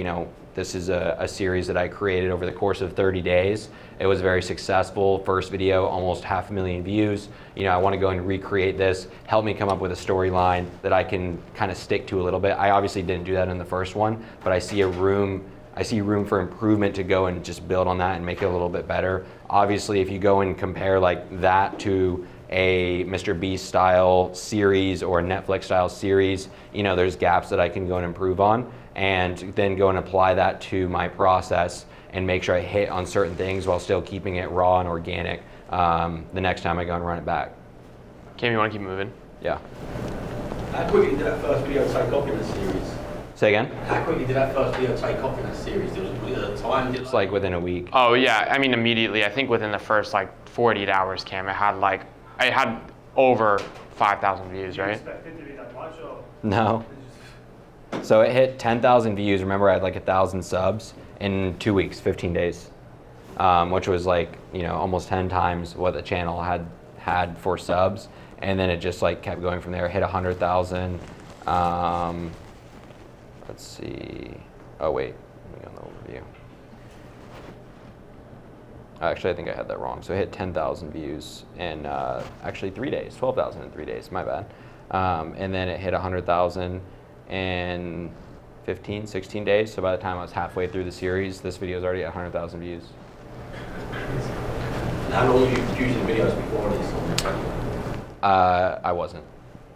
That was Brandon channel. You never. He had like 2 videos. He had like a podcast he did with a trader, and then like one more video. I mean, I can show you. I think I had 1,300 subscribers, and most of those were just pushover from Instagram, which I would consider very low quality subscribers. So this is your first attempt at a YouTube channel.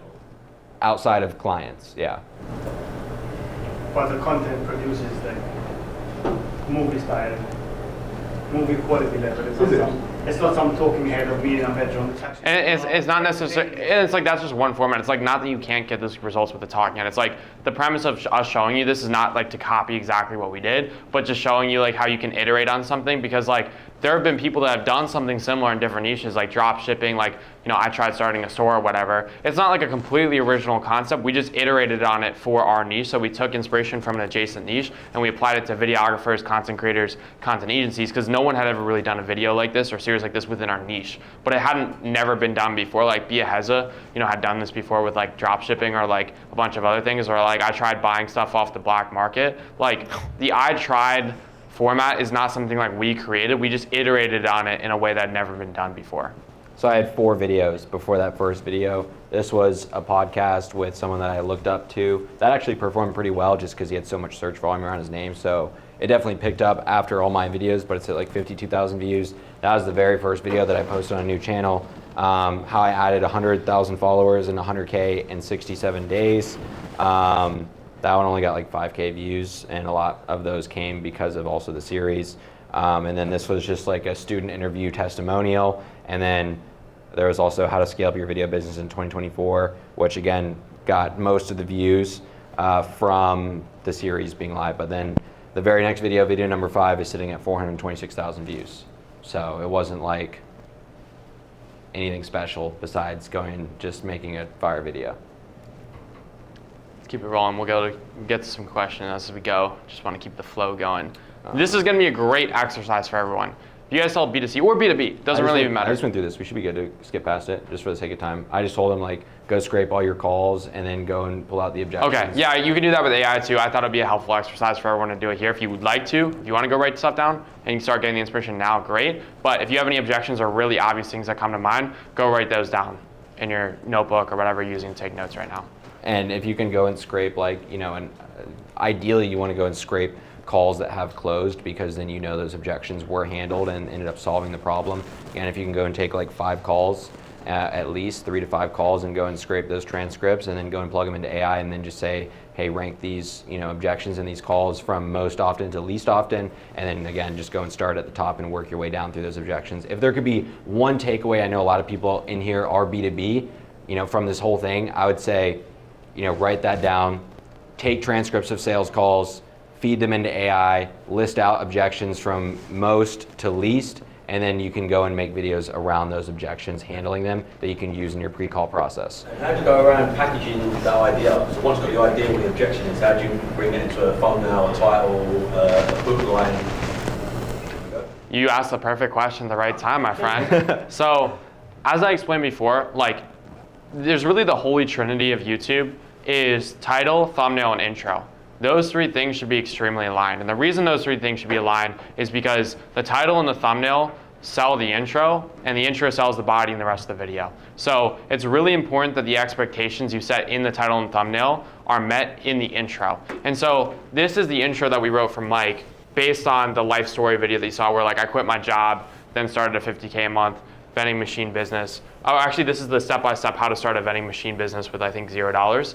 And this is the intro to that video. Really quick, it's a little hard to tell the colors. So Presley, if you want, I'll read each section one by one and then you go and break it down. Okay, perfect, let's do that. So this is section- this is the intro, and I'm gonna show you how we set the stage and actually align the copy and the script of the video with the packaging, so to make sure those people that clicked actually are satisfied and stay through the video, because a lot of people really underestimate the importance of these first 20 seconds or so. So basically there's 4 different colors going on here, hard to tell, but I'll read each section at a time. There's like 1, 2, 3, and 4. And then this is a breakdown of each of those sections that Presley will dive into. So section number 1, this is the very beginning of the video, the initial hook.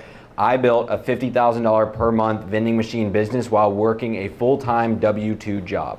So this is a social proof hook. There's different types of hooks you can use in a YouTube video. So this is a social proof hook. So immediately we're establishing credibility and validating, whatever claim or expectations people had in the title and thumbnail, and showing that Mike is an expert on the subject, because the title is like step-by-step how to do this. So it's like if somebody's going to learn how to do this, we should show them why we're credible, right? Pretty basic stuff. And we also address the time objection within the first 10 seconds of the video, because we clarify that he didn't just like build a business, he did it while working a W-2 job, which number 1 is going to speak to his ideal customer that's watching this video, and number 2 pre-handles the I don't have time objection, all within the first 10 seconds of the video. And this is really important because specificity kills and specificity wins, and the more specific details you can include that are going to be pertinent or relevant to your ICP, the better. This is a good slide to go and take a picture of where you have both this and that, because this goes and breaks down like how each section of the intro will go and work. But reading the next part right after the initial hook, and the best part, I did this with less than $1,000 in startup capital and barely spending an hour a day managing these machines. So what this does is addresses the capital objection. Again, it all ties together, guys. The reason I specifically say list off those common objections or understand what those are is because if you don't understand that, if you don't have your proper market research, you're not going to be able to write effective copy. It's the same principle with ads. It's the same principle with YouTube. The more you know your customer, the more seamless and effortless these scripts are going to feel, because you're going to know what points are important to hit on within the intro to go and pre-handle or address those objections. So this also reinforces how passive it is, because again, we mentioned how a segment of the market really cares about the passive element of the business model, so we want to address that as well. So when he's talking about barely spending an hour a day managing these machines, that is again going to speak to that person that wants that passive opportunity. And what's really important about that is that with the language, the specificity, notice how we don't say like, I spend barely any time managing them. We're as specific as saying I spend less than an hour a day managing it. So in your writing, it's really important to be descriptive and be specific with the copy. Just food for thought there. For sure. And then part number 3, today I'm letting you copy me because I'm laying out the exact step-by-step process I use to start and scale my vending machine business from a single location to a cash flow monster. So again, we're just providing somebody incentive and a reason and some context on what this video is going to be about, so they actually stick around after the intro. And then section number 4 of the hook, whether you're brand new to this or already have a couple of machines running this video is for you. So what we're doing here is we're clarifying who this video is for, who's intended to watch this. So we make it clear that, hey, if you're brand new, this is going to be helpful. You're not going to be lost. But also, if you're actively scaling a business, it's also going to be helpful. It's not just beginner principles. We're going to teach some more intermediate stuff as well. So just reinforcing who this video is for, so somebody doesn't click off this video and they know it's going to be helpful for them. So one other thing to consider is when you do go and click on this video, the title and thumbnail is making a promise, right, of what you're going to go and receive. So this right here is actually going and delivering on that promise in the first 30 seconds. So that they don't feel like they've just been bullshitted. And then they'll go and continue watching because they know exactly what to expect. So a promise was made, and then it was delivered, and then a new promise was made, and now you have to go and deliver on that new promise. I'm just gonna make one analogy before you answer Matt's question. Think about the same way when you create an ad the messaging on that has to be somewhat congruent with what you're saying on the landing page and the VSL on that landing page. If it's not, you're gonna have a very high CTR but a low CVR, AKA conversion rate. Think of that same principle in YouTube terms and just understand that it's a pretty similar comparison there. All right, so you might answer this in a second, but if you're split testing different packaging, and how do you line that up with the intro, right? Because you might like add a different without condition or something like that, but then how do you make that tie into the hook, what you say in the first 30 seconds? That's a really good question. So through my scripting process, I always write out a bunch of variations of titles before I even script the video. So I make sure that whatever I write in that intro is like applicable to any of those different titles. You know what I mean? So I'll come up with clients and then also like, you know, our stuff as well, like 4 or 5 title ideas that I really like. And if the video is underperforming or I want to test that, like I still have like a bank of stuff to pull from the original script that I wrote. Because like you really think of it like top down, like I write the intro based on what I want the packaging to be, not the other way around, you know what I mean? You want to do that? Yeah, and then something I really want to show you, and I think this is going to open a lot of eyes. Guys, your videos could flop. You could think YouTube's a waste of time. You go and like apply anything with today, or even you're posting YouTube videos right now and you feel like it's a waste of time. There is always a silver lining. One thing I want to show you is that even if these videos are barely getting traction, they're not bringing you customers, you can at least use them as nurturing assets. So what we do with our sales team and what all of our clients do is they're using these videos in the sales process and being very specific about it. So if you go to the next slide, Cam, what we actually do with our coaching program and what we do with our sales team is I've gone and categorized all these YouTube videos into different topics. And our clients do this as well based on the objections that the person is having either pre-call or maybe it's somebody we want to follow up with later. So what we've gone and done is we've categorized all the YouTube videos on my channel and Cam's channel into different topics. So there's one around business setup and LLC in the case somebody asks about that. There's one about outreach. There's one about people with sales questions, pricing questions, hiring questions, systems questions, scripting questions. They want to see us shooting with clients in action. Maybe it's like a skeptical prospect. We can show them actual videos of us shooting with clients. We have specific testimonials for specific objections. So some people, they might be like a college student. You guys can't see this too well, but basically underneath there, we've categorized our testimonials to speak to different avatars. So we have one testimonial of somebody that was like super skeptical of mentorships before he joined our program. So that would be something that our setter would go and send to a prospect that's super skeptical of mentorships. Maybe there's a prospect that's in college and he doesn't believe he has the time. Well, then we have a case study with somebody who's in college who we specifically instruct the setter to send to, right? Because it's like a one-to-one comparison of their customer avatar type. And then we have one of somebody that's just like generally discouraged, that's like feels, you know, unmotivated and lost, and then there's somebody that fits within that character archetype. So we're literally categorizing our customer testimonials by, you know, the type of person they are and sending it to that type of person. So this is how deep we go with our sales team, and I think we can do a way better job of updating them. There's like a lot of new videos we can go and plug into here, but this is just one example of what we do with our coaching program and something we instruct, you know, our client sales team to do as well, because it's such a powerful asset. Not just sending them up all your YouTube videos, but sending the ones that would be most pertinent to their situation. How did you want to cover this one? Yeah, so if you can pull up Mike's cold traffic funnel and show them how we use the YouTube videos on the lander, because I know that VSL has the YouTube video on it, correct? Which VSL specific? Like his ClickFunnels, his ads, or what do you want me to pull up? Show either or, whichever has the YouTube on the lander as the VSL. I don't have a YouTube on the lander as a VSL. I have like an actual like VSL that I previously was though, right? It was through an embedded YouTube. That's on the thank you page. That's okay. So the thank you page, that's what it was. Okay, so the thank you page, what we have on one of our clients' thank you pages for the ads is an unlisted YouTube video, right? And what this does is whenever they go and view that video, what it's gonna do is it's gonna go and serve them more YouTube videos when they go back onto YouTube. So this is really powerful if you're running ads to have that thank you page as a YouTube link, because what that's gonna go and do, it's gonna go and tag them and it's gonna go serve them your organic YouTube videos when they go back to their browse page or suggested page. They're gonna get them on the sidebar, they're gonna get on the browse page. So it's a really easy way to kind of organically retarget some of the people that go and watch that thank you page that book a call with you, on top of using something like the hammer them strategy that Brian was talking about earlier. Now you're hitting them on so many different fronts. So they open their email, they see you, they open their Instagram, maybe they get hit with more retargeting, they open their YouTube, now they're getting served your organic YouTube videos. So it's just another, pillar you can add to the system there. So, and then with Mike, this is something that we go and track. Normally we track everything with Hyros as well, but this is just an example of like, cold hard tracking, because this is what our clients actually go and care about. And this is obviously what you're gonna go and care about as well. So we have each page on its own link, as you guys probably know when you're going tracking your ads.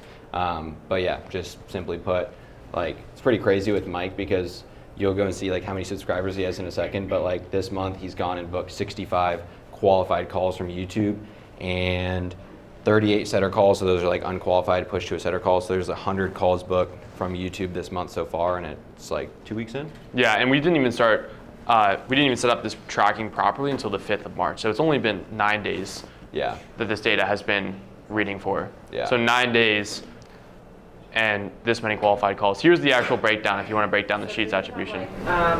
Each video tracked with like the separate. So some of our clients, we will actually have it tracked down in the video with Hyros. So we'll have a different source link. So we'll have like YT1, YT2. You can even name them if you want. So we can actually go and double down and look at, which videos are converting the highest as far as leads and calls. With Mike, we have a general tracking though. Yeah, his stuff is pretty crazy. So, and this is literally just from warm ads or retargeting ads on Meta, and then cold, and then YouTube. But he spent this was pulled today, he spent $287 roughly this month on ads, which is nothing too crazy. And then as far as calls booked, from YouTube and ads alone, he's booked 152 calls since March 5th, which is 10 days ago. And then 103 of those calls are from YouTube. 43 of those are from warm traffic. 6 of those are from cold traffic. So we're booking calls right now that are coming to his calendar for $3.32 on warm traffic and $24 off of cold traffic. The qualified numbers on those, qualified calls warm, we're booking for $6.55, and qualified calls cold, we're booking for $24. Yeah, and then the month to date on the warm again is just $3.32, and the month to date cold is $24. So it's pretty solid. You say he's going to show it. What's the site? How much traffic is he driving to his organic YouTube? Oh my God. This has been our premise and exactly why we wanted to preface with the whole, you don't have to have a lot of subs to make money. Like, that's just not a catchphrase. Like, I mean, you guys saw the data first, and now you're seeing the sub count, and you're probably like shocked. How many videos is he producing like weekly? For a month. 4 months. And what sort of reaches off them for in total? Do you got that? His highest viewed video right now, I think, only has 10K views. What's the ratio? Say that again? How much is he making off attributed to the channel? As far as revenue goes, so his sales team, like they literally haven't even been able to take these calls because the sales team he's currently working with has like 4 people on their sales team or something like that, right, Cam? Yeah, so I'll just show you really quickly. So we're waiting on those analytics to come back this month because they just moved sales agencies. But if I go to...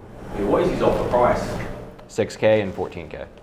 So yeah, keep in mind, guys, this is a fairly high ticket offer. Like, this is, really profitable. This is going to be a very profitable endeavor for him when the sales team actually gets in place because, it's just, the numbers are just ridiculous. It's such a mismatch. So these are all the calls that I track for what we go and bring. So you can see we started tracking on March 4th for this spreadsheet specifically, all the way down to the 13th. And March 4th, 9 days. yeah, and we're at 153 calls there. How many closes do you have? I have to go and check, but they're pacing 500K this month off organic. I mean, and a little bit of spend, $250 in spend. That's all they're spending on ads so far. So we'll probably top out at like 500 in spend this month. And then these are all the other calls that are being booked from Twitter and Instagram, LinkedIn. So again, this is since March 4th, and we're at 778 calls. So that's why the sales team's just a little bit overloaded because they're going through and filtering their own stuff. We got all of our stuff filtered out for them, but they're just going and improving on that a little bit. And what is the ratio between top of funnel, middle of funnel? Like, if you post 4 videos or 8 videos per month, how many of those should be? It's a good question. It's not an exact distribution. I would say like maybe it's like 60% middle, 20 bottom top. And, do you have any like? This is his entire channel, by the way. Yeah, there's been a total of 9 videos posted so far. So like when you do this top funnel, middle funnel, and bottom funnel videos, like do you have any structures of like, okay, like I need to post these 2 times of funnel video per month to make this work, or these 5 middle funnel, like do you have any like structure? A lot of it is fuel. Like a lot of it is fuel and testing. Like there's no like exact number. If I see like middle funnel is working really well in a niche, I'll double down on that versus like bottom of funnel. Like it is really a constant iteration process of seeing what works. That's why you have to have that data to go Yep. and feedback. It also And just depends on the sales team quality. Exactly. 100%. If your sales team needs more leads, middle. Yeah. So we're like literally about to go plug Hyros in for him, so we have like exact numbers from each individual video. Yeah, so let's say like I'm getting the biggest amount of calls and deals from top funnel videos, and I should double down on that basically. Well, it just depends on what you need, right? Because it's like if you need more calls in your calendar, like then you can go and like make adjustments accordingly. Versus like maybe you're getting a ton of calls, but like you're getting a very like low quality of person. Then maybe you need to actually go less broad and more specific, right? Because quality of call also matters, which is why you have to track these back-end metrics. Is like if you post like day in the life of an 18-year-old Dubai millionaire, you might get a ton of calls on the calendar, but then they're like, yeah, I have $500 to invest, and I'm 17 years old and I have no credit availability. You know what I mean? So the messaging in the content and the quality of the calls is equally important, which is why we go and say qualified calls and make that distinction. Ken, we do have a time constraint, so let's keep it moving. We'll handle questions at the end. Really quick, 2.15 thousand subscribers. Top video sorted by popular is at 10,000 views, posted 2 months ago.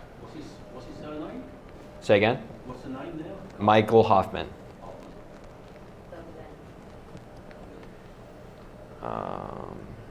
So this is one thing that I wanted to cover because remember earlier I asked about like what is everyone's close rates, show up rates and everything. So this is our sales tracker that we run for Leverage Creator, which is our coaching program that we sell for $5,800. And what you will be able to see, well maybe not be able to see because the screen's a little bit small, but with this, so for example, last month, in February, we had 40 scheduled calls from organic traffic, 35 live calls, so we had 88% show up rate. We had 24 offers, so 69% offer rate, 22 closes. So we had a call close rate of 63%, and then cash collected $108,000 from those calls. Our average cash collected per call is $3,000. So yeah. Those are the numbers. And what was our show YouTube. rate? Our show rate was pretty good last month, was it not? 88%. 88% show rate. Yeah, with a 63% close rate on those showed calls. That's power of YouTube right there. Sounds like too cheap. And now, a lot of the principles you guys just learned from B2C are going to be relevant for B2B. So we're going to rip through this. It's very similar, but I do want to cover some really important notes. Now, understand with B2B content, if you're talking about email marketing for e-com brands, for example, like you are naturally going to hit a view ceiling because you are speaking to highly qualified people that are in like a small segment of the population. Like if your ICP for your agency is like e-com brand owners doing, $500K a month with their brand and above, naturally that's a very small percentage of the population. Therefore, there's going to be a very small portion of the population that's actually interested in email segmentation for your e-com brand, right? So a lot of people get discouraged, but at the end of the day, with these kind of people, if you get 300 views on a video like that, and your LTV of a customer is, let's just call it like $150,000. Brian was showing us the top spend of some of his agency clients. It's like that video cost you $0 to make, maybe it's a screen share video, and now you have a client that pays you $150,000 over your lifetime. So a lot of B2B people have the B2C attitude. They're like, oh, I need to make a video like documenting my life in Dubai as an 18-year-old millionaire and like do this cringy shit. It's like, no, you don't. Number one, it's not going to speak to your ideal customer. Number two, you're going to get unqualified call bookings. Number three, you're going to look like a clown. And number four, you just like waste. You started building a channel with the wrong base. So then you go build up an audience of like 2,000 glue eaters, and then it's like, okay, now if I try to go post email marketing content, all my videos are going to get pushed to 10 of 10 because I built up the wrong audience, right? So it's really important to understand if you're B2B, not to get distracted by shiny object syndrome and worry about what people selling mass market drop shipping biz ops are doing, and focus on providing really, really good value to your ICP. So those 0 to 1 offers, that's where it's like, yeah, you do want to go and maximize for views, and like, you know, you're just trying to get as many people through the door that are qualified. With B2B, you want to go and optimize for actually educating people, right? Because those buyers or potential buyers, they just need usually a chain of logic before going and pulling the trigger. So they need to see that your product can actually go and solve their problems. So if you can use a YouTube video as essentially a VSL for education on educating them on why your product is the solution, them going and pulling the trigger will, you know, again, they'll just be super warm. They'll show up to the call and they'll be like, yo, this is exactly what I need. I saw your YouTube videos, like just give me the pay link, or like let's break down financing or something along those lines. So when you are in the B2B space, that's where it is important to go and talk about, you know, the keywords in your space that people are going to go and search for, where we can go and pull in that high intent traffic, go and package your videos well, and go and retain the pacing so that people are watching through and then taking an action. Obviously, you know, you can have a more boring video, but you don't want it to be like retardedly boring. So. And this is exactly what I was talking about earlier. Like, this is the average YouTube viewer that's watching like Dubai lifestyle millionaire. I just bought a Rolex Datejust videos, and you don't want these people. You know, it's just, if you're selling B2B, again, I think I've made the point clear. You're not trying to be a YouTuber, unless you are, and in that case, it's a different conversation. You're optimizing for closed business, which is why you want to track everything so you don't get discouraged by, you know, the 500 views. Because if you had tracked that, maybe you'd come to realize, oh wait, those 3 book calls on my calendar were from that YouTube video, and I'm not completely wasting my time. And if you want a little bit of extra social proof behind this, we're on floor 5 right now. If you go down to floor 1 and then you walk outside and you go and look at all the billboards around, you'll notice that the way that the advertising is set up is to appeal to this type of person. And you don't want that in your funnel, clearly. And then, yeah, exactly what I said, doesn't really need to be rehashed. Focus on conversion rate with the videos. And now we're going to show some examples as well of like effective B2B content. And again, similar exercise to before, we can kind of run through this, but these are the answers. These are the things you want to answer, and this should give you a really clear framework. So a lot of people raise their hand for B2B or done for you as far as like that's what you offer. If that's you, answer the following, and I promise you this will give you a lot more clarity on what kind of content you need to post. What problems are my potential customers experiencing? Everyone take a video of this so that you have this, because this is good if you're in B2B, that you should go and answer these questions so that you have them. Want to rip through them? Yeah. What problems are my potential customers experiencing trying to do the thing, aka like your service, on their own? What element of my service do people struggle with the most? So for us, we noticed with our YouTube agency, people really struggle with the ideation and scripting. Another thing is consistency as well, and actually posting that content. What things are people doing incorrectly that they don't realize they're doing incorrectly? So maybe you saw like an email marketing service, maybe people don't realize that they should be segmenting their lists, or they have their flow set up incorrectly, and they don't even realize that, so it's your job to educate them on what they're doing wrong. What points do I need to convey to make someone believe that they absolutely need to hand off this part of their business to someone else, like an expert like you? And what proof do I need to demonstrate for someone to believe that I'm the go-to person in the industry? If you answer those questions for yourself, this will give you a very, very clear perspective on what needs to happen between somebody watching your video and somebody finishing your video for them to be convinced and bought into your service. And this is where I like to literally just take these questions and then I'll go put them on a Google Doc, and I'll open up like Fireflies and run a transcript for just me that I can just go speak into my phone, and I'll literally go answer these questions. So I have that as like a creative brief that I can always go and start with when it comes to going making content. So I can literally take that transcript of all the answered questions, go in, what problems are my potential customers experiencing trying to do things on their own? I go and ask that to GPT with the context of the entire transcript, and it's gonna go give me a nice breakdown that I can then go and plug into whatever I need to do next, or I can do that with all of them and have a doc with everything in it. Do you have a prompt that you use for ChatGPT as a template for your customers?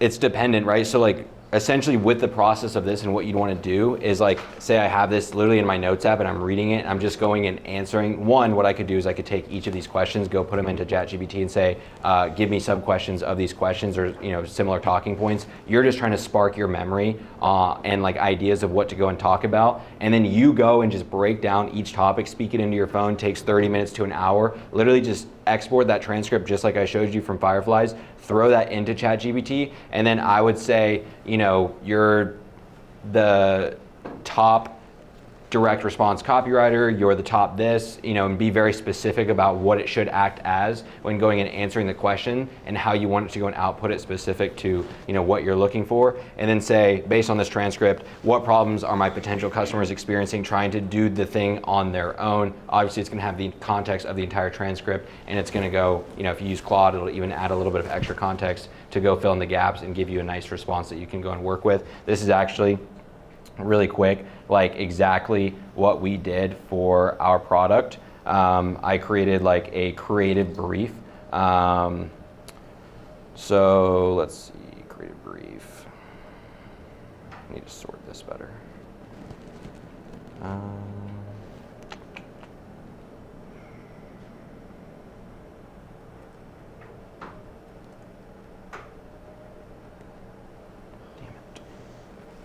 Okay, I'll just use this low ticket creative brief for example, right? So I just went and talked about the low ticket offer that I wanted to start and like all the details. I just used ChatGPT to create questions after I gave like a fat prompt on what it is that I'm looking to do, broke those down further. I spent an hour and 40 minutes going and asking all these questions and like answering them. And then I just asked each question back to GPT and then it gave me a response, and I have an entire doc that I can use to go and write like, the first part of a VSL, or give me ideas on ad copy or ideas on YouTube videos. So I can literally just take this as a starting point when going and putting into AI. I'm not saying you should solely rely on AI, but it'll go and just like spark the synapses.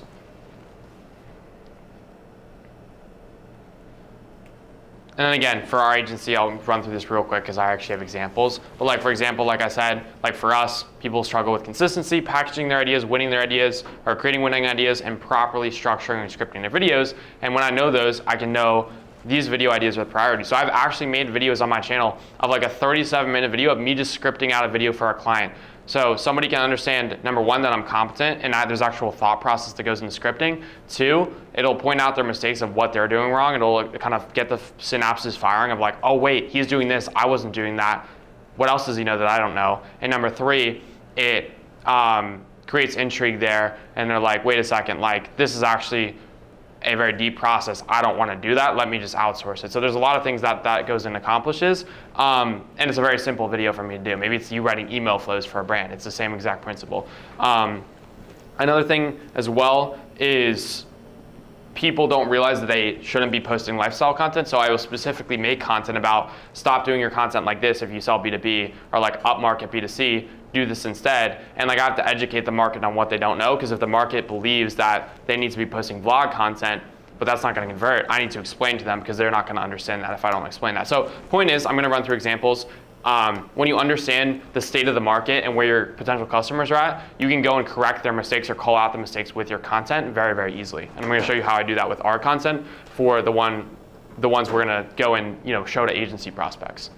So for example, like a free course style video, kind of similar like you do for B2C, but for B2B. The point of a B2B free course is not for actually people to go and do it themselves, but to make it so in-depth and so detailed that after watching that video, they don't feel like doing it. They're just gonna say, wow, number one, this guy really knows his stuff. This guy has a lot of proof under his belt, and it's a lot of work. And after realizing those three things, they're gonna be like, wow, I just need to outsource to this guy because I don't feel like doing all that myself. This is a really good way to indoctrinate your prospects, especially the less educated ones, because there's people that hop on sales calls with us, they literally think YouTube videos is as simple as like going and finding an editor and like kind of sorting, posting videos, not realizing the strategic processes that go into creating effective videos or how to structure any of this stuff. And after watching this video, it's almost like breaking all the limiting beliefs or exposing what they don't know so that they can properly be pre-framed coming into the call and they understand the value of the service and how much that goes into going what we do. And this helps stack the value or depth of our service before we go and pitch our price point, so that by comparison, what we're pitching seems a lot more reasonable because they've been effectively pre-framed by understanding what we actually do. The second example is a specific tutorial like the script writing. Like I literally posted this video on YouTube, my LinkedIn, and we had a cold email like software person that does somewhere between 200 and 300K a month book a call off this video. That's 500 views on my channel, maybe a little bit more now. At the time, it had 500 views. It had 5 likes on LinkedIn, and I had a highly qualified prospect. I did not close the deal. Unfortunately, it was not my best sales call, like book from this video. And it's crazy to me because this is like the most boring video ever. It's just me narrating my script writing process for 37 minutes long, and that was intriguing enough for somebody to book a call and think that I was an expert. So again, you don't need to be super fancy with B2B. You can be, but it can be as simple as something like that. Best thing you can do, number 3, is actual client interviews. If you can get these in person, amazing. Even over Zoom, they're fine. But just having these videos of clients actually, speaking and sitting down with you and them saying how much money you've made them and how great your service is such an effective form of social proof. And you need to be spamming, oh shoot, this again. It just got stuck. Spamming these to your prospects pre-call is essential, whether that be through email, through text message. These are really, really good because the proof is quite literally in the pudding. It's not you boasting how great your service is. Somebody else is doing the work for you. And now, just briefly run through this. You want to go for it, Cam? Yeah, so we're just going to run through like what our production process looks like really quickly, because now, thanks to the fact that we do have a coaching program with videographers all around the country, we can go and have our students go and film and shoot on our behalf with clients around the country, which we actively go and do.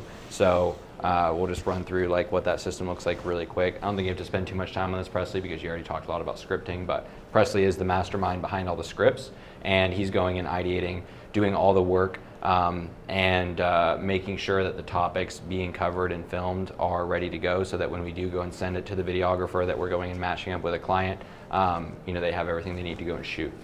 You want to just put a little bit of... Yeah, again, market research, it's like the market research strategy, ideation, and then packaging that into a video that's actually going to go and perform for the client. So coming up with those title ideas beforehand and actually coming up with a script that is not only meant to convert, but is going to be easy for the client to deliver and sounds like them in their native tone of voice and doesn't sound like, AI slop or, like a ghostwriter or somebody else wrote it. It sounds native to their voice, which is really important when making YouTube content because we want it to be authentic. And then the filming, what we usually do in this part is if it's like in a place where we can have a student, especially now when we bring on clients, we go and set the expectation of like, hey, like we're gonna do all the scripting for you, but it's not gonna be me, Cam, going and shooting every video with you. So I'll go and show up to the first shoot or two with the student and go and set the expectation on the sales call and set the expectation in person that like this is how it's gonna be, because this allows us to go and, shoot with more people. So this is out in California. I have a student out in California. This is in Miami. I actually brought one of my videographers with me, but we have a couple students out there that go and shoot with clients for us, and then same in Atlanta as well. Important to note as well, we will batch multiple videos at a time. In fact, sometimes we'll go as far as batching 2 months of videos in advance for the client to make things efficient and make sure, because we're working with very busy entrepreneurs that are making a lot of money, important that their time is protected and we're able to be efficient with the content we produce. So like right here, obviously we live in Arizona, so Presley will go cook up some of the scripts for our client, and then we have a student that lives in Miami to go and shoot with one of our clients in Naples. He'll drive across the state once a month and go shoot with that client on our behalf, and then just send the videos back to us to go and process, to edit, thumbnails, posting, SEO, titles, everything. So we're pretty much in control of the entire process, and then because of our coaching program, we've been able to go and vet out good videographers that we can use for this as well. And then you want to talk about a little bit? Wish he could be here. Absolute beast. This is our head of content, sort of head of operations, Will. He lives in Maine. He is the one that goes and manages the editing team and makes sure that once the footage is assigned, everything is run smoothly. He gives revisions to the editors to make sure quality is top notch. He's the one going out and scheduling the posts. He's communicating with our clients as well on timelines and deadlines, making sure everything's going out in a reasonable manner, and just making sure the ship runs smoothly. He's also pretty much our head of recruiting now, so he's actually going and sourcing and vetting these editors we're bringing onto our team to ensure that the quality of the videos we're putting out for clients is always S tier. Guys, out of everyone today, who needs help with their YouTube strategy? Who feels like there's rooms for improvement? Who knows they could be driving more business through YouTube? Over here. We got a couple people that want to be on YouTube, I think. Decent amount. Did you have it in right here? So we'll open it up for Q&A. What this is right here, this is QR code to go and you'll fill out a quick little application and then book a call with us. We'll run through and give an audit of where you're currently at, so you'll walk away with something valuable. And then if you are a good fit, we'll go and sell you into our agency and get you fantastic results as well. Shameless plug, because you saw the results. Yeah, so we fly out to you, or we'll place a student with you after the first 1 or 2 times we go and fly out as well. I know some of you are out of the country as well, so like we can make arrangements and with that as well if that's something that's interesting to you. Yeah, it just costs more. All right, well, I think we have... Any time for Q&A? I would love to answer some questions if we have a little bit. Brian, I don't want to... 3 more minutes and then we got to wrap up. Okay, rapid fire, let's go. Matt. Okay, my question is when you launch a new video and you start split testing thumbnails or headlines and stuff like that, how long are you going to wait before you switch it out? If a video is really performing bad, maybe 3 or 4 days, but for the most part, I leave things alone for like 7 days. I think people touch stuff too much with YouTube. I feel like there's this fascination with split testing, and I understand the reasoning behind that. I think people are too quick to do that though, and you need to let stuff breathe for 7 days, because sometimes there's videos that initially lag for the first 48, 72 hours and then come back in a massive way. I would say if you did the research on your packaging, you have to have faith in that.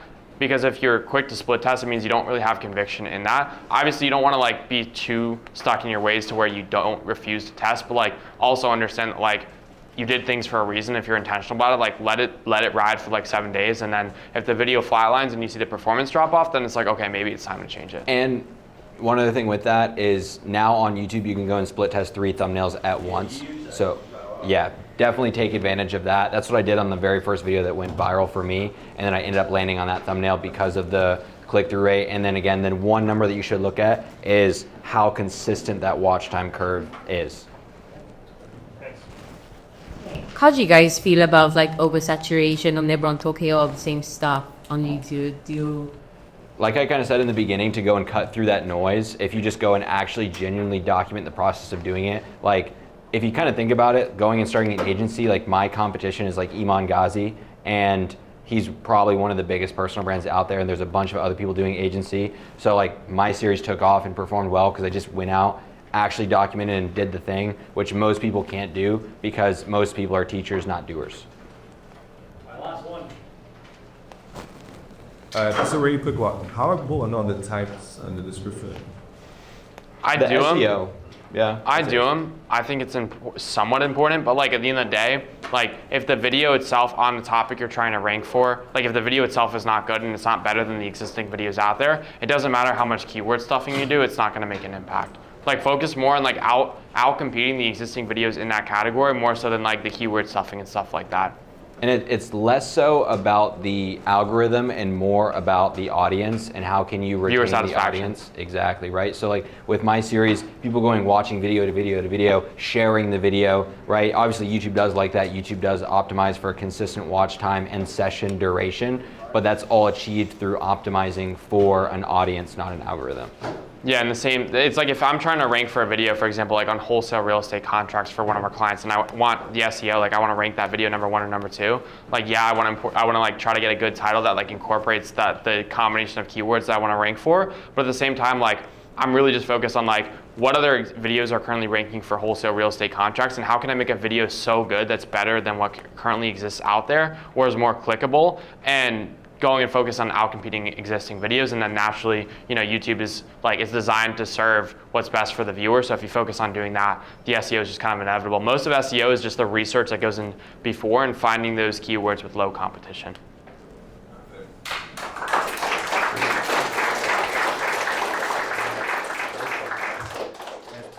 Appreciate it. Thank you.